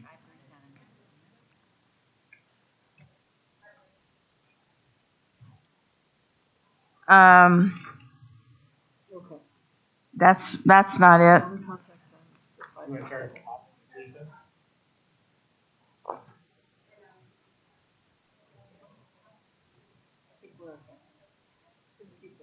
I think it's right before that. Scroll up just a little. No, it's not in there. That's not the right one either. Okay, never mind. I'll fix it in a minute, guys. Anyway, 537 on the paper copy that you have, which is correct, I think was the real last big hurdle. And then we crossed out some stuff because it was past language. I think we're all agreeing on that. I think the rest of it we've pretty much agreed on. So let me try to see if I can fix all this.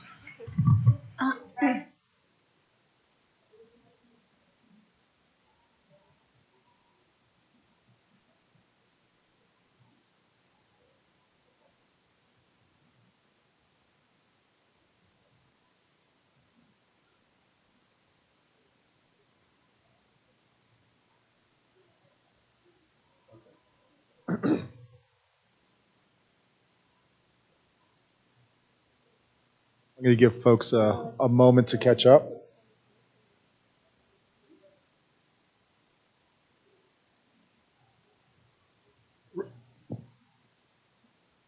Are there any questions real quick on 5? No, any questions, comments? Okay, yeah, let's go ahead and jump to 24.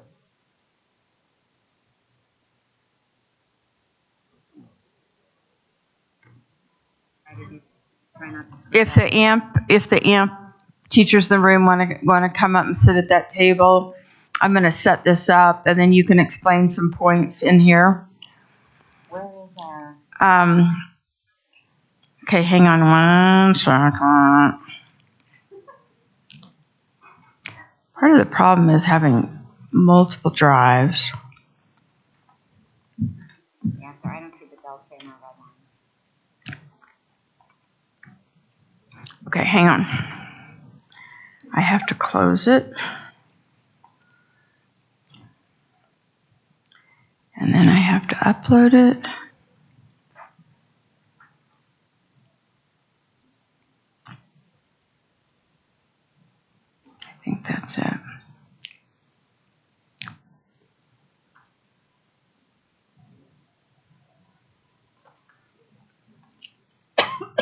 Okay, so in our folder, it's in our folder now. So if you make a copy and take it over to the joint folder. Okay, I see it. Got it? Yep. Okay. All right, I just wanted to set this up a little bit.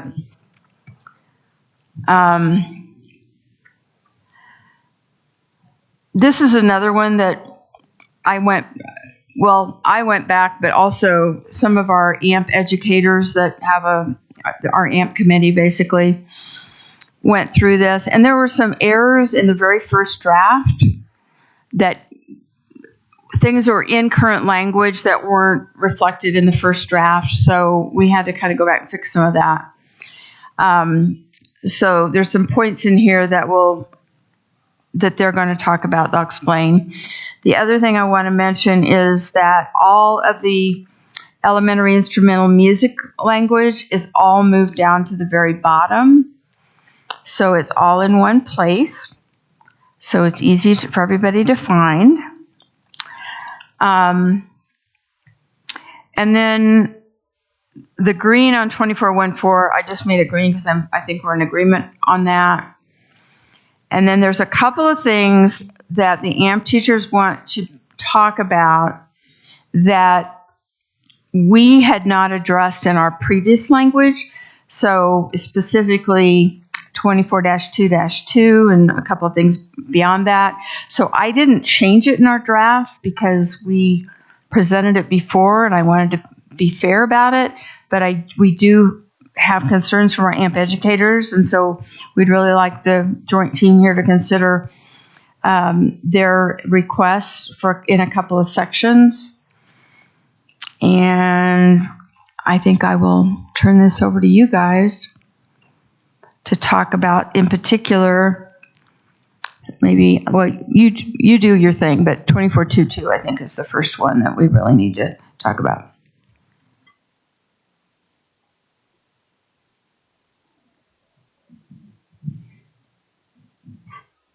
And if you guys would introduce yourselves and who you are and what you do and where you do it. I am Diana Guerin, and I teach elementary art at Blue Heron. My name is Emma Hartman. I teach elementary music at Vanderhoof. Hi, my name is Kristen Brells. I am an instrumental teacher. I teach in the Arvada articulation. So I've taught for almost 24 years, and I've done AMP scheduling for over 15 years. And with those years, I've been paired with 2 schools. I've also traveled between 2 schools. I've been at schools that had the 5-minute transition. I've also been at schools that haven't had the 5-minute transition. So I'm speaking on the 5-minute transition and why we need it. So first of all, we have the transition so our materials can get ready for the next grade. So for PE, it would be their equipment. For music, it'd be instruments. And for art, it would be our materials. And with my experience as an art teacher, for example, clay, if I don't get it covered up and put it away, it's going to dry out or other kids are going to touch it and ruin what the kids just made. I also deal with things like adult scissors and X-Acto knives, and if those aren't put away before the next grade that doesn't use them, it can be a safety hazard, and we have an ASD program at our school where they touch a lot of things, so that's super critical. And then also, the district is so kind to cover our non-consumables in art, music, and PE, so if I'm not taking care of my paintbrushes, then they're going to get ruined, and I feel like that's not sustainable. Also, the district's focus is on human needs first. So building relationships in AMP is super important. And if we only see them 50 times a year, sometimes that 5-minute transition is the only interaction we get before they leave their classroom. So that gives us a chance to work with them and build that relationship. For example, we have students who are identified as Tier 2 on MTSS, and we have check-in, check-out sheets we have to fill out, and that happens the whole time they're leaving the room and into that transition time. We also can use that transition time to have conversation with kids who struggle during our class, and that, of course, builds relationships. And then as AMP teachers, we can't go in and interrupt a class to pull a kid out to have a conversation because they're in the middle of a lesson. So those 5 minutes are used to the max. Thank you. So would your recommendation then would be that the words "when possible" be struck so that it just says the OLT will schedule 5-minute transitions for elementary AMP? Okay.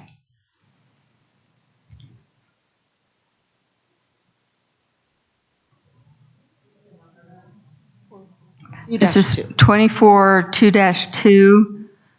I believe we're kind of in agreement on everything that comes before that, but you all can read that over and double check. But this one was one that came out as a concern that we wanted to bring forward. The next part that we want to bring forward is 24-3 and the AMP teachers have some concerns about the current language that's in front of you, and I want to make sure that we're all clear about what this is referring to. So. Sure. So again, my name is Emma Hartman, she, her pronouns. I'm a music teacher at Vanderhoof Elementary.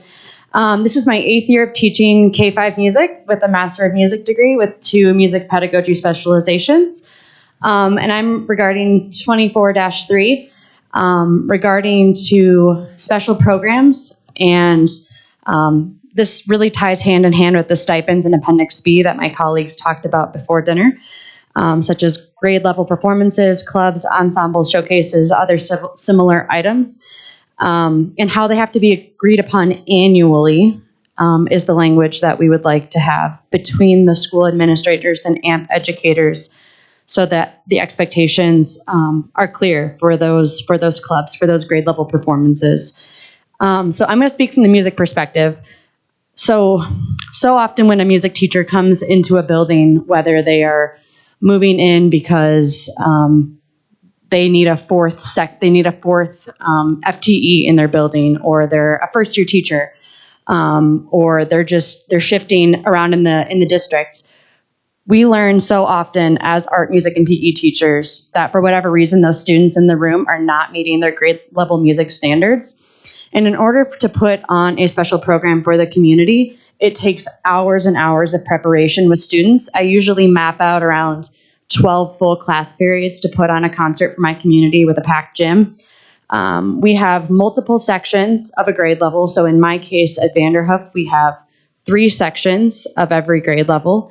So that means I'm dedicating around 1/3 of my instructional time devoted to these concerts, to these mini musicals, to these events. And I very much value the musical skills that are happening in these programs and the lifelong skills of standing up and speaking in front of an audience and knowing how to collect yourself and all those kind of SEL skills as well.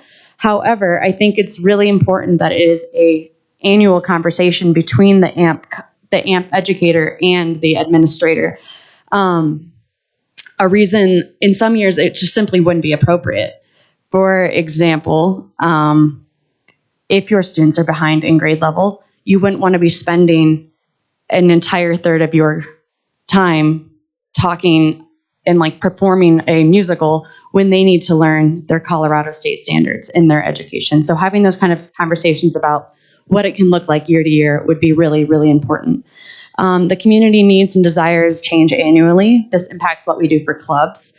What a show or a folk dance night or an art show could look like. For example, if an administrator tells me that they want to do a full recorder concert for 4th grade, but because that's something the school has always done with the previous music educator, and I, as the new educator coming in, don't teach recorder to 4th graders and I do it with 3rd graders, just logistically, it wouldn't make sense.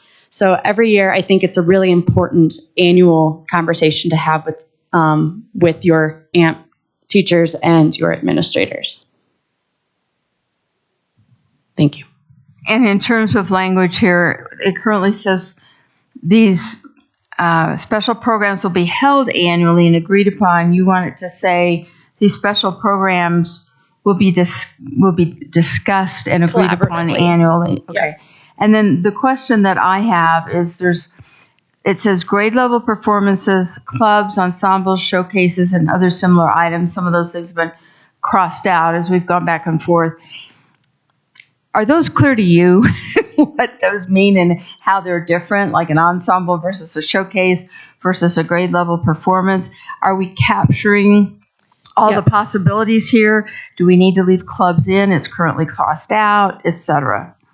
So performances for a music educator is going to mean something that's happening with all students in a grade level. It's something that all students are, I don't want to say required, but it's part of the expectation that if you're having a first grade concert, that all first graders are there, and that's happening. A club, for instance, would be like, I'm having choir, and that is not a requirement for all fourth and fifth graders to be doing something extracurricularly outside of the school day. Those materials are happening outside of the school day. Same with art club, same with running club, things like that.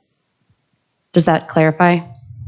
Yeah, it does. So it seems to me that the word club probably needs to get back into this language because that's referring to your choir or your handbell choir or whatever it is. Okay, thank you. And just a little bit of I'll just keep going just a little bit, and then I want you guys to chime back in. Under 24-4-1, there was a sentence there that we had put in, you guys struck, I put it back in. The district pairing committee works each year to assign full-time AMP teachers to one or two schools to maintain full-time positions and access to art, music, and physical education instruction in all elementary grades. That sentence is important to us because we want, and it is current, it's describing current practice. It's important to us though because in Jeffco we have always committed to full-time AMP jobs, and we just want to make sure that that is stated in the contract. And then I'm sliding down 24-5. I think we're really close here.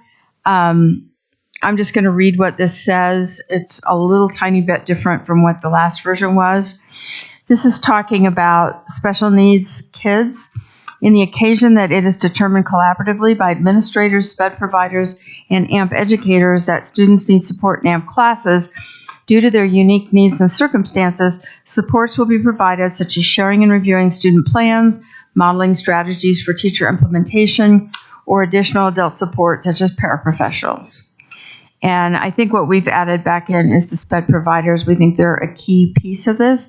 I do recognize that some of these students may not be on IEPs, but if they are, we think the SPED provider needs to be as part of that conversation. And then 24-6, we put back to 45 minutes. I'm going to let you guys talk about that. Okay, so my name again is Diana Guerin, and talking about areas in our district where the 55 minutes don't work. So we talk to our K-8 teachers, and they deal with two completely different schedules. They deal with an extended time or block schedule with their middle schoolers and a different schedule with elementary, and they tried to make that work, and it doesn't work for those teachers that teach those grade levels. Also, I know it's very few teachers that travel during the day, but with their traveling time, 50 minutes, 55 minutes doesn't work in that allotted time. And some schools with their new start and end time, we had a few people try to do a schedule with 50 to 55 minutes, and they couldn't make it work with some of the new schedules they have at their school. So one of the things that we were thinking is if your school schedule allows for it, and you've met as an admin with the AMP team, and with the 5 minutes in between, 50-minute AMP time, and all our collaborative conversation and all agreed to move forward with that schedule, that would be something that could still work. And there's one more thing I wanted to say, because I think one of you told me this, and I think somebody on our team told me this.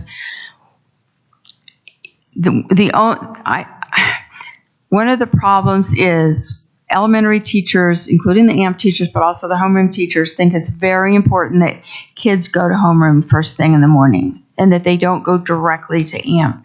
And that is going to require, 15 minutes, 20 minutes in the homeroom to settle in, do all the things you magical elementary teachers do in the morning.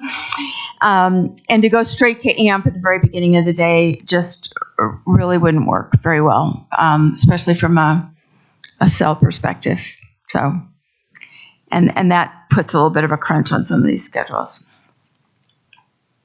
Thank you. And then I think, everything else I think we've all agreed to until we get down to the observation days. And I know that our guests here want to talk about why those days are important to keep in our agreement.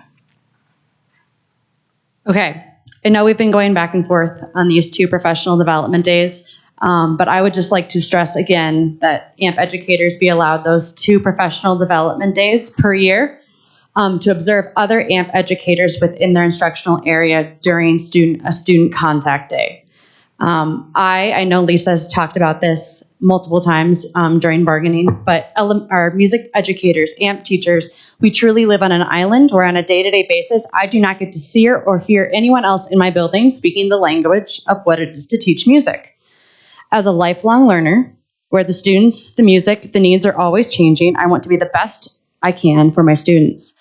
I have had 5 other music teachers within Jeffco come to observe my classroom this year using these 2 observational days.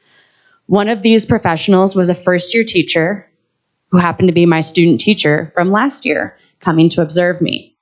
There, they witnessed my process with students that they could not get if they observed another teacher in the building. They observed me connecting learning targets with standards with children. They watched me teaching authentic folk songs with children's games and choreography with children. They watched primary age students efficiently maneuver the manipulatives and the $1,000 barred instruments on and off shelves and get to work making their compositions in a pentatonic scale. How I manage to talk to a student having a rough day and needs a moment in the calming corner whilst also having the kids echo me in a song. How efficiently I can get kids lined up and out the door 6 times a day while checking in with their classroom teacher. What does the check-in, check-out look like from the aspect of AMP? These experiences for other teachers that are specifically music teachers to watch me with kids is of the utmost importance. We keep talking about professional contact days for all teachers in the districts, which I think is also incredibly important. I use these personally for data analysis, for setting up the stages for my musicals, for looking at my unit plans and emailing classroom teachers, looking at 504s, IEPs, safety plans, the list goes on. However, that's not really how I'm growing as an educator. As you have struck these 2 AMP observation days, I would like to note that my kindergarten through 2nd grade teachers at Vanderhoof were out of the building all week, 5 full days that were student contact days. I guess this was last week, in order to deepen and collaborate around their new OG phonics curriculum, and that simply just feels inequitable. Also, in regards to classroom teachers, during a coaching cycle, we can have our instructional coach step in while a 4th grade teacher observes their teammate across the hall for a math block. I cannot have my instructional coach simply take over my class for 45 minutes while I go drive across the district to a specific music educator that maybe have recommended by Amy Woodley, our district music coordinator. Jeffco, you say that you value all learners. I am not valued to continue learning when I'm isolated on my own island. Please keep the language of 2 professional development days per year to observe other AMP educators within our instructional area. Thank you.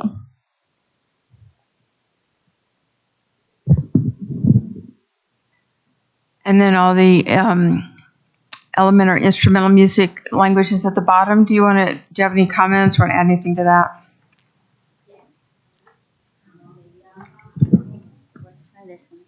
Okay, there we go. Much better. I just wanted to reintroduce myself. My name is Kristen Brells. I am an elementary instrumental music teacher in the Arvada area. And this is my second year that I have been in that job. The major change that I want to highlight in this is that we put back having district allocated funding to pay for our mileage.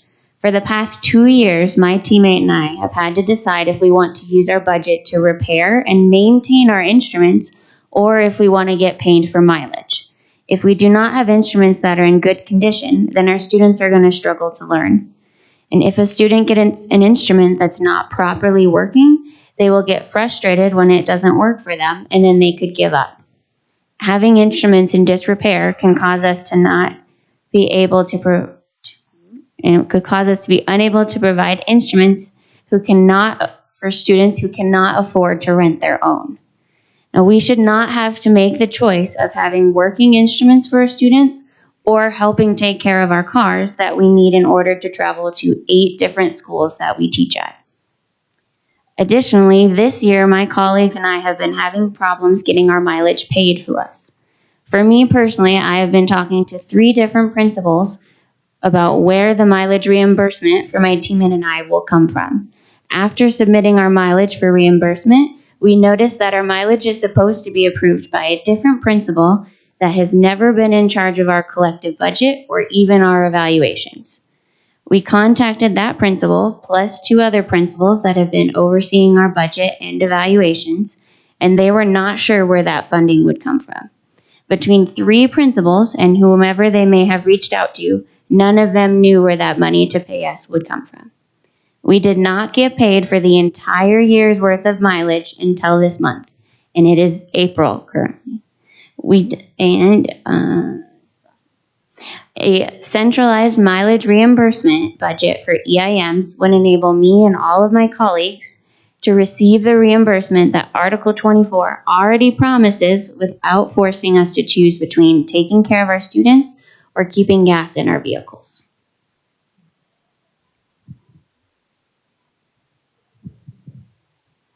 Thank you all. Do you have anything else you want to add?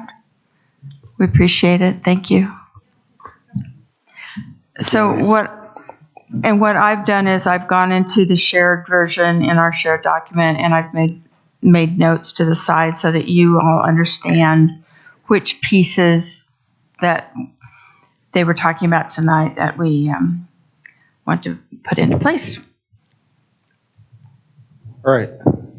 Any questions or comments? Go ahead, Amanda. I agree with what Diana said around potentially offering to allow schools with their OLTs to make decisions around the length of time, but just as, for sake of figuring it out, right? 13 elementary schools that are K-5 next year will have 7-hour school days.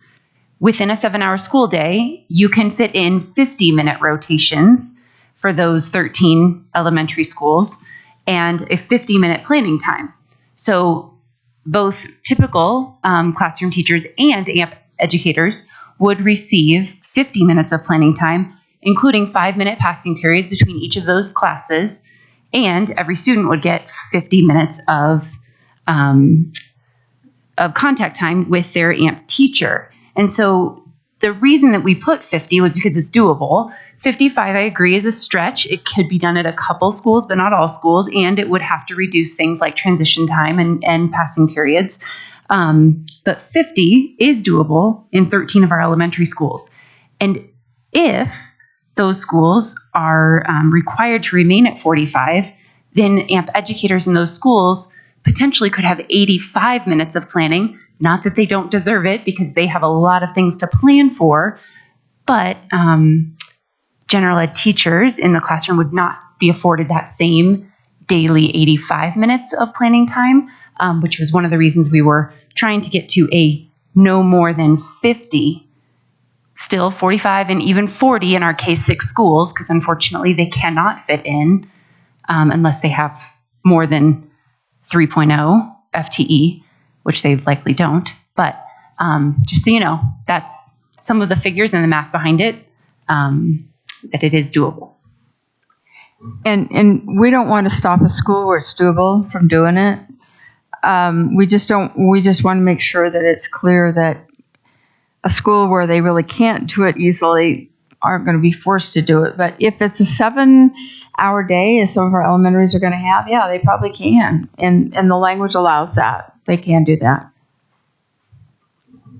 I also want to say that I think in buildings where AMP teachers have some extra time in their schedule outside of plan and outside of instruction, many times they are pitching in and doing a variety of other duties that are helping the school community. So I just don't want anybody to think they're sitting around eating bonbons or anything.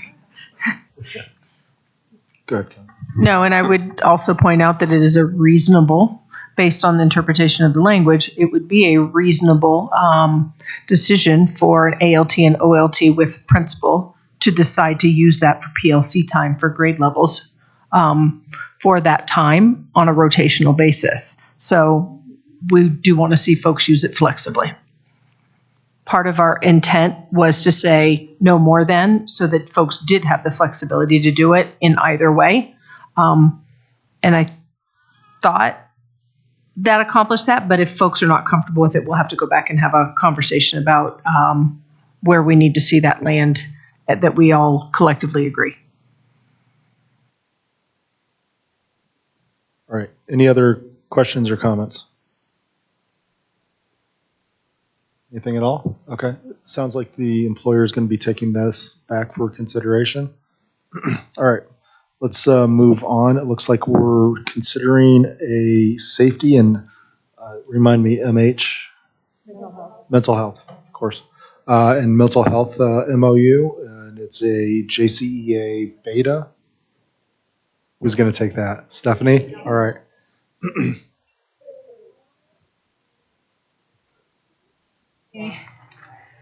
Are we awake enough to do this? Can we do this? Yes. Okay, just wanted to make sure. I know we're all getting really tired and it's late, so this is usually when we do start doing this. So this should be pretty quick. As I get started, I just wanted to reground.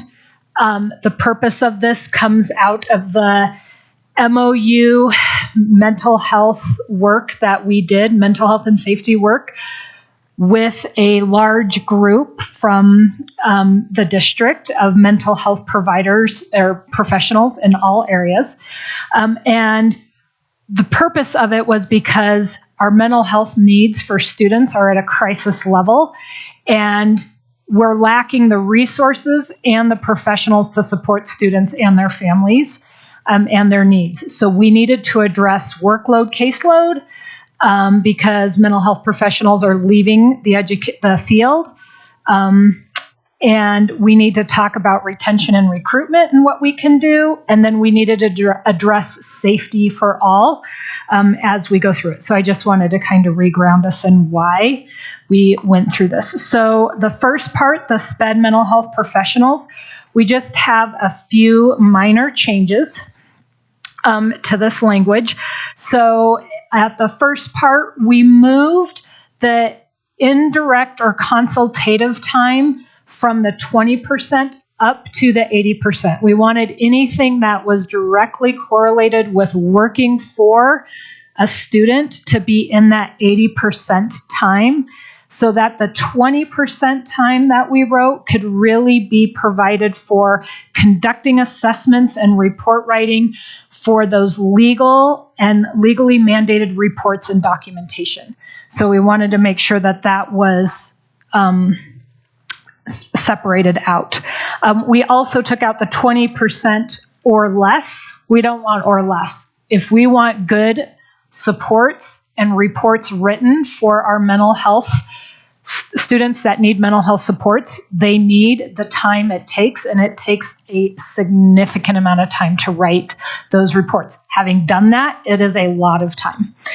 So then we wrote in also that 20% of the time could be at another district location agreed upon by administration.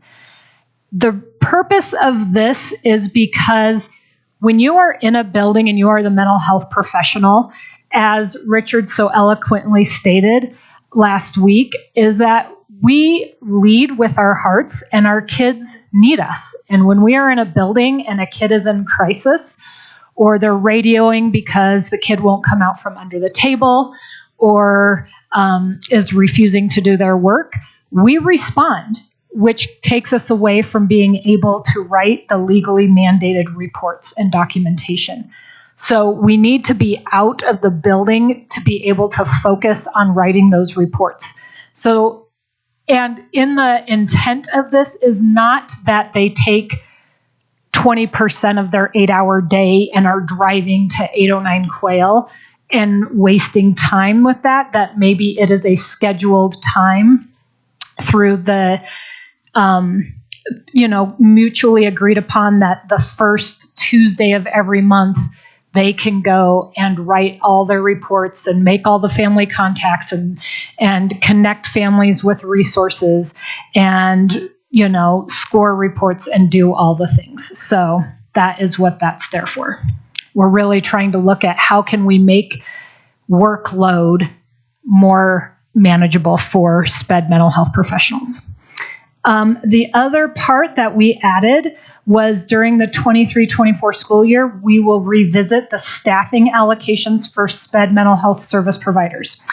We had an interest in this, and our team looked at it. I know the SPED directors and everybody had a ton of, did a ton of work to relook at how to allocate SPED mental health and make it more equitable, not equal. And we had to, and we kind of put it on the back burner this year because of all the changes. There were too many changes, and it was going to really be some significant changes, and we just didn't feel that that was adequate at this time, but we wanted to make sure that we're revisiting it next year so that it will be changed for the 24-25 school year. So that is that. The other one, social emotional learning specialists, if you just go down where it says they facilitate tier 2 targeted, we also wanted to include tier 3 individualized, that while we're looking at providing a layered continuum of supports, they can layer on supports for students that are in general education. So we wanted to make sure that that is in there. The next one is for all mental health. This is supervisory duties such as morning, afternoon, supervision, lunch, recess duties, and substitute needs should be split fairly among all staff. And we already call that out, but what is happening a lot for mental health staff is that there's a list in a building of like who doesn't have classrooms, and let's just start going down the list and having them cover classes or cover supervision duties because they don't have a class. And it makes it really hard. We are uniquely qualified to do what we do. And if you want us to be able to support the students that are in this mental health crisis, we need to be available. And students have expressed, especially at the middle and high school level, that they want to be able to access their mental health provider during lunch recess. And if they're doing duty and recess or lunch duty, then they can't do those things. So it really just calls out that it needs to be equitable through all the staff. So just calling it out a little bit more. In retention and recruitment, Article 8, all of that was fine. The second paragraph, the district right at the bottom, first page, the district mental health coordinators will stagger scheduling of role-alike trainings. We wanted to take out meetings because we understand staggering roll-alike meetings so that all the counselors can be out of the building, but then not all the cells are out at another training, and we're all, all the mental health are busy and nobody can support students. We understand that, but we also want to be able to collaborate with job-alike professionals. So the cells, the mental health, the counselors, we all want to be able to get together that are meetings and be able to have those when we can. So we just took out meetings there. It's nothing huge. Role clarification and support on the second page.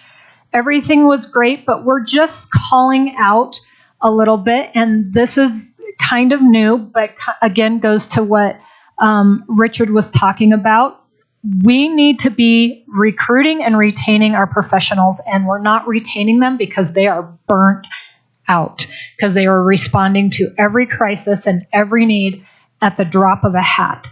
And the most important thing on Maslow's hierarchy of need is that we have food.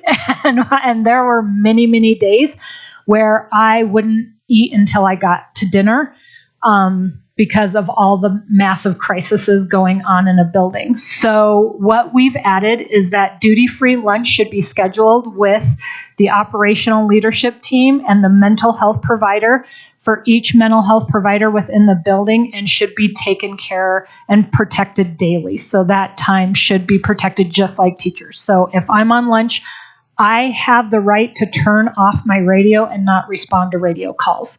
Don't come find me. Let me enjoy my lunch in peace and eat. We've got to find a way to help protect them, or they're not going to stay.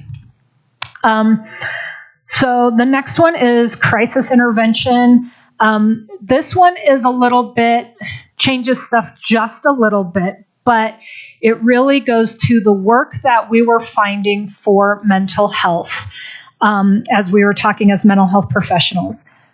What the district had provided originally would provide access to evidence-based professional learning and resources in crisis intervention that include best practices for caring for those directly impacted by incidences. And what we learned from the work is it wasn't providing the language for people when they had an incident, but the mental health professionals really said, all educators need access to these types of trainings to be able to provide supports to the types of students that are coming in. So we need to be able to have access to these types of trainings. So we just listed some out there. Examples are, they're not limited to that. We can bring other things in. We can strike those. But we really want it really needs to be for all staff have access to these trainings, and they can be provided through school level professional development or district level opportunities. So it can be kind of however. The next one is the district will provide resources for buildings to use in debriefing, honoring, and following up after an incident impacted by physical or psychological safety of staff and or students. Love that language. We just want to tighten it up a little bit and make it clear. We have lots of students. 68% of our Jcea members stated that a disruptive student is impacting their ability to teach, and 33% of them said daily. Now, disruptive students is different. We clarified here an incident where their safety has been threatened. They have a right to consult with admin about the duties for the rest of the day. So, and I can speak as a mental health professional, can't speak as a teacher, but as a mental health professional, I can say there were multiple times I was bit, hit, kicked, turned around, did a crisis response, did a safety plan, did a threat assessment 2 hours later, did a CPS call 15 minutes later, it was bam, bam, bam. Those days are crazy. And at some point, I either needed to be able to advocate for myself and or admin needed to come and say, you need to take time tomorrow morning. Don't come in right away. something has to give because it's overwhelming. As a teacher, I need to be able to say, I just had my class and myself threatened by a student running around with scissors or throwing desks, and I can't be expected to teach immediately after that. We need time to take care of ourselves. Somebody else can come in and teach the kids or walk them through the process, the restorative circle, whatever needs to happen while I can repair myself before I can come back. So that's just really what that is talking about. And then just talking about we need to collaboratively plan and care for staff members who express mental and physical health needs, and then share that EAP information and other resources that they could have access to. Just super important. The last one is strictly around really retaining and recruiting mental health professionals. We have been drowning. We have had open positions, 20 plus open positions all year.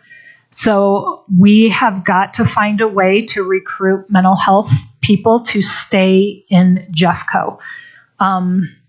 So the first one is that in Article 17, and I know we presented this, so it's kind of wonky because our work has been different. So this will become part of Article 17, if you guys agree. Mental health providers' relevant career experience outside of education will count towards years of service upon credit upon hire.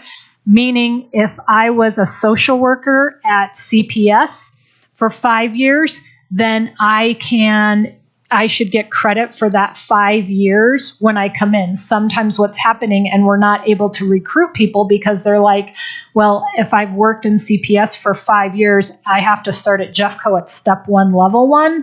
That 1 doesn't feel very honoring, and 2 could be a pay cut. So why would I do that? So we want to honor some of those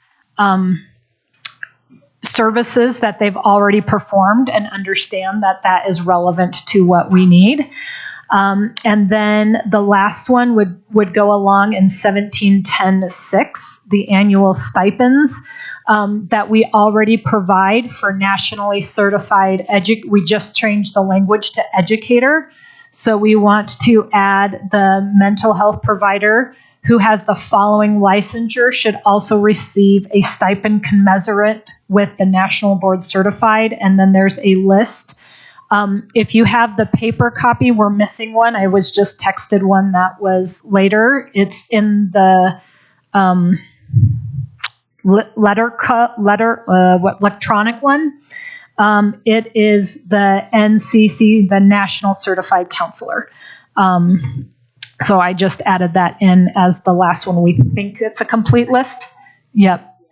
Yeah. Second to last one up there. Yep. You can see it on the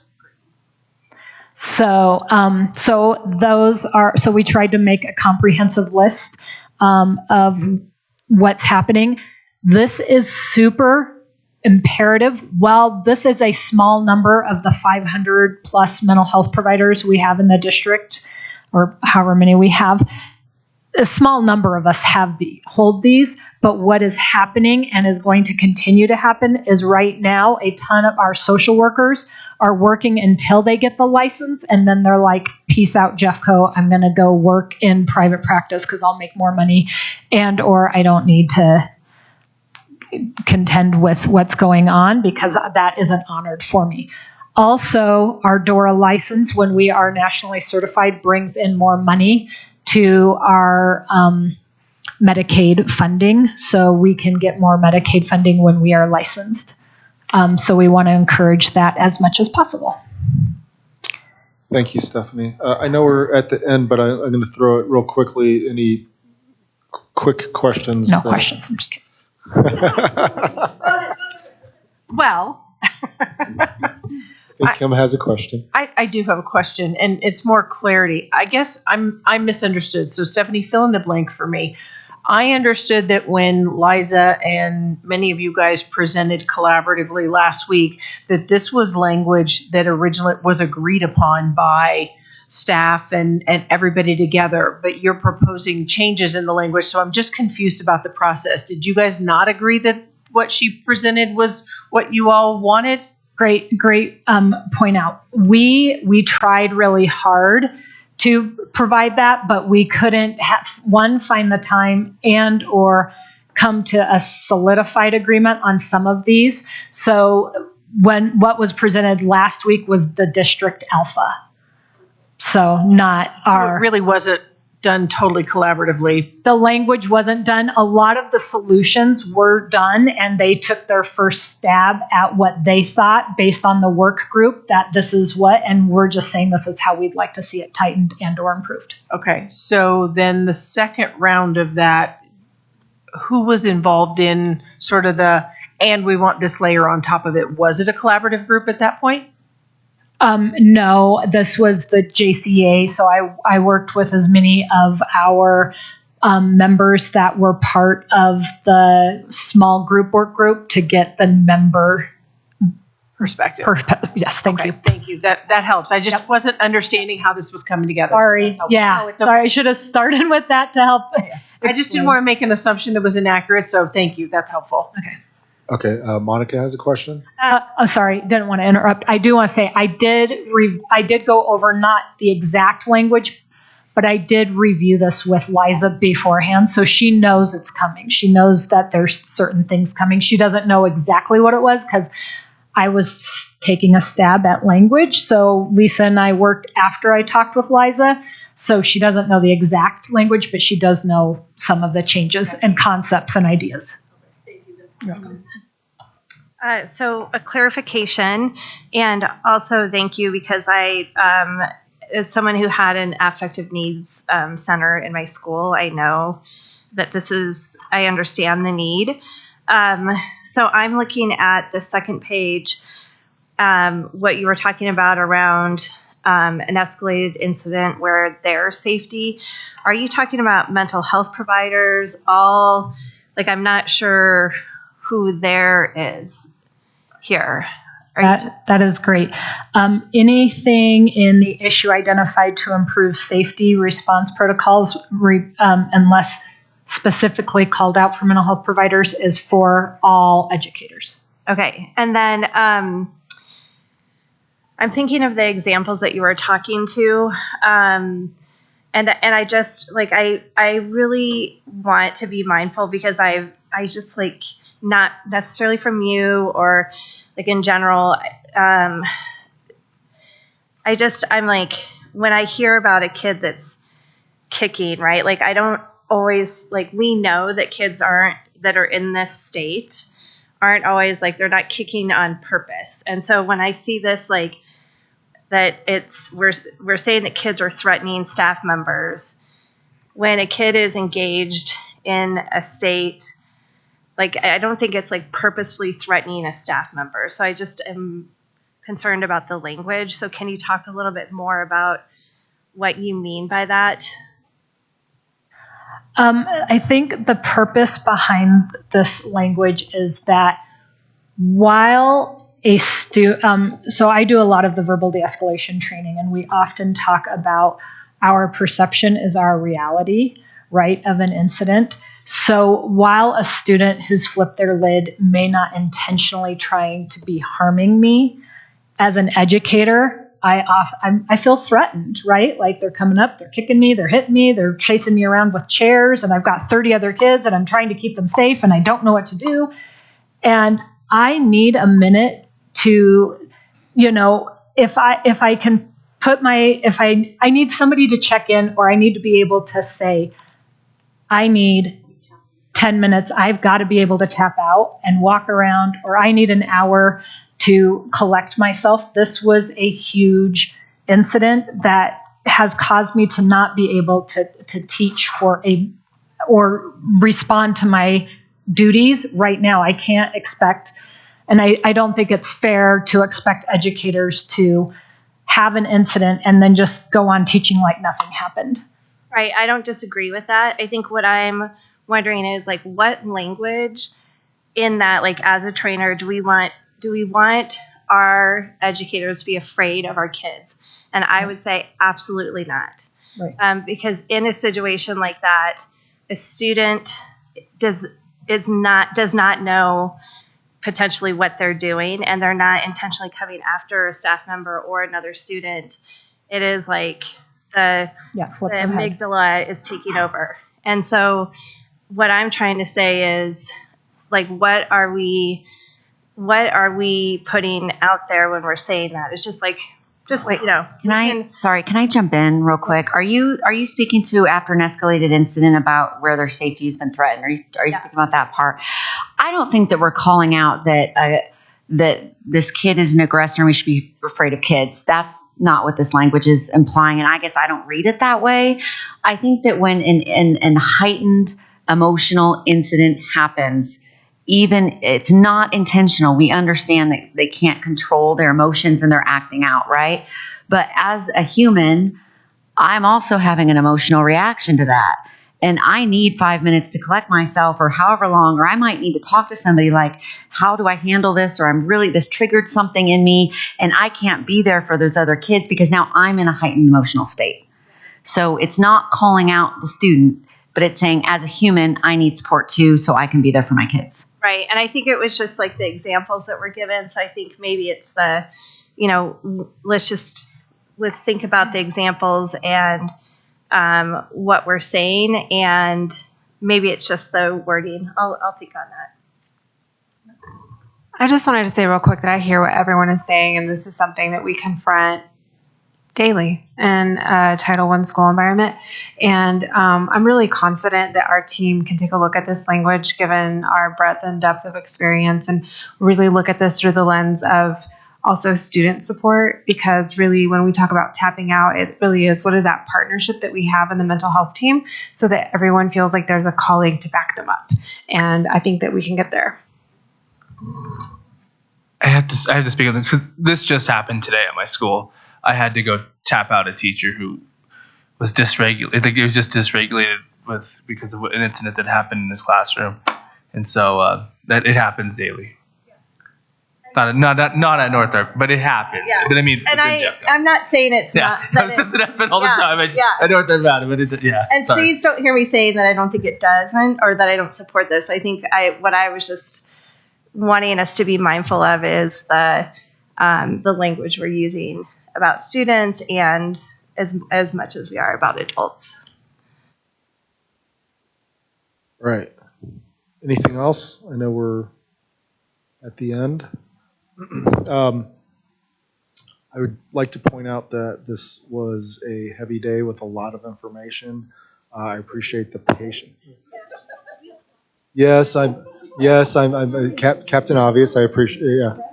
No, but I appreciate the patience that it takes to get through these days. So I feel like we're set up for a very productive day on Friday.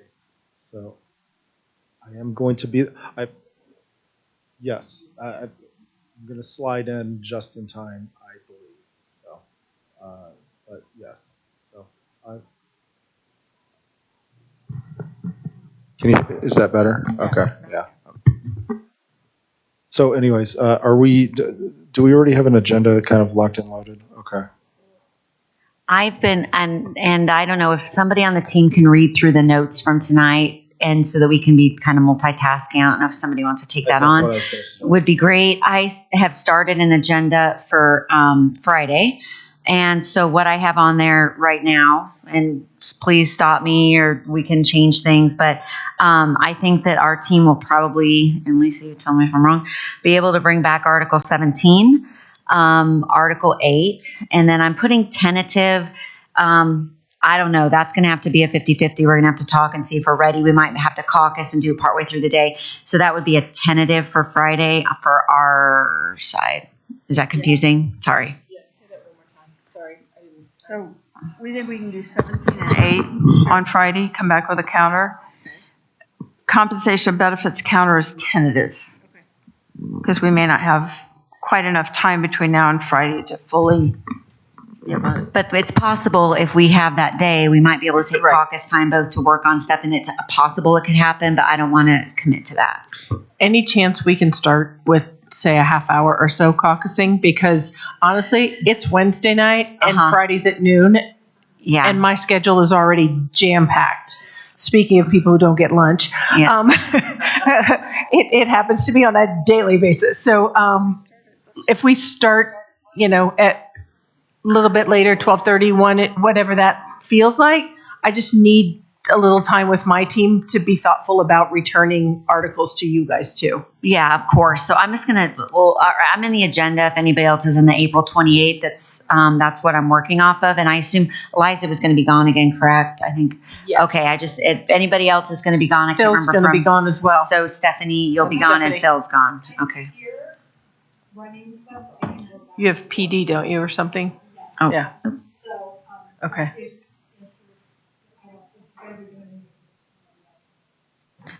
Okay. So if we, thank you. Okay. We can.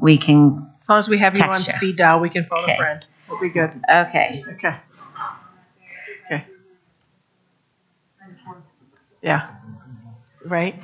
And okay. And I'm a hard stop at 5 because I have to go do the tamale thing. Yeah, that's important. No, you got it. You got to do that. Right. So I just put in there, and I think that is probably reasonable, again, so that we can have thoughtful returns on the language. So I put in caucus for first 30 to 60, depending on what we need. So if we need 40 minutes, we take 40. If it, we can communicate about that.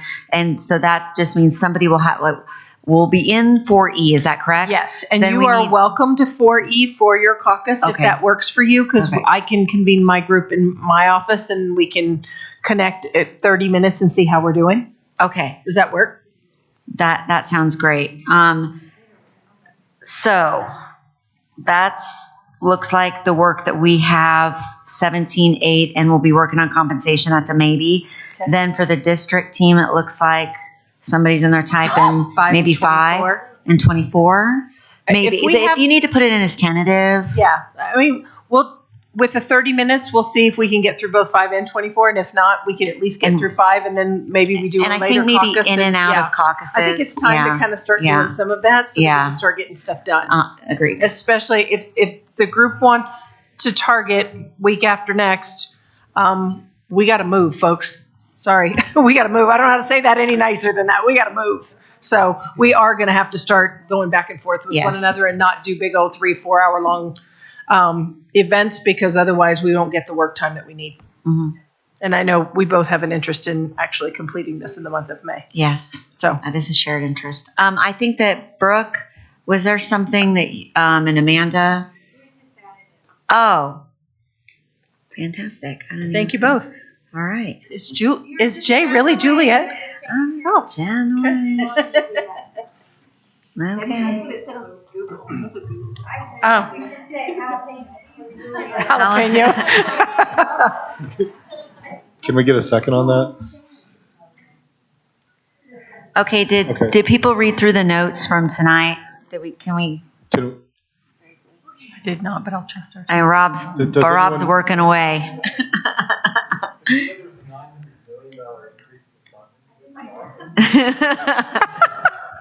Wow. I missed a memo. You get a raise. You get a raise. You get a raise. Has everyone read the notes? Is everyone in agreement? Oh, go ahead. Finish up. I know. Yeah.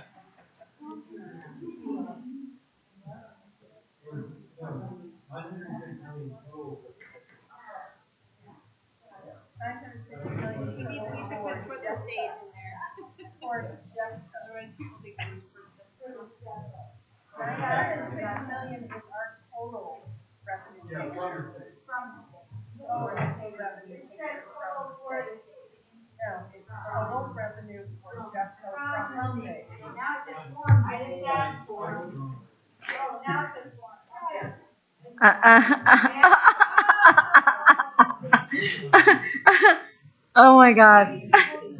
Yeah, we got too many cooks in the kitchen. Okay. All right.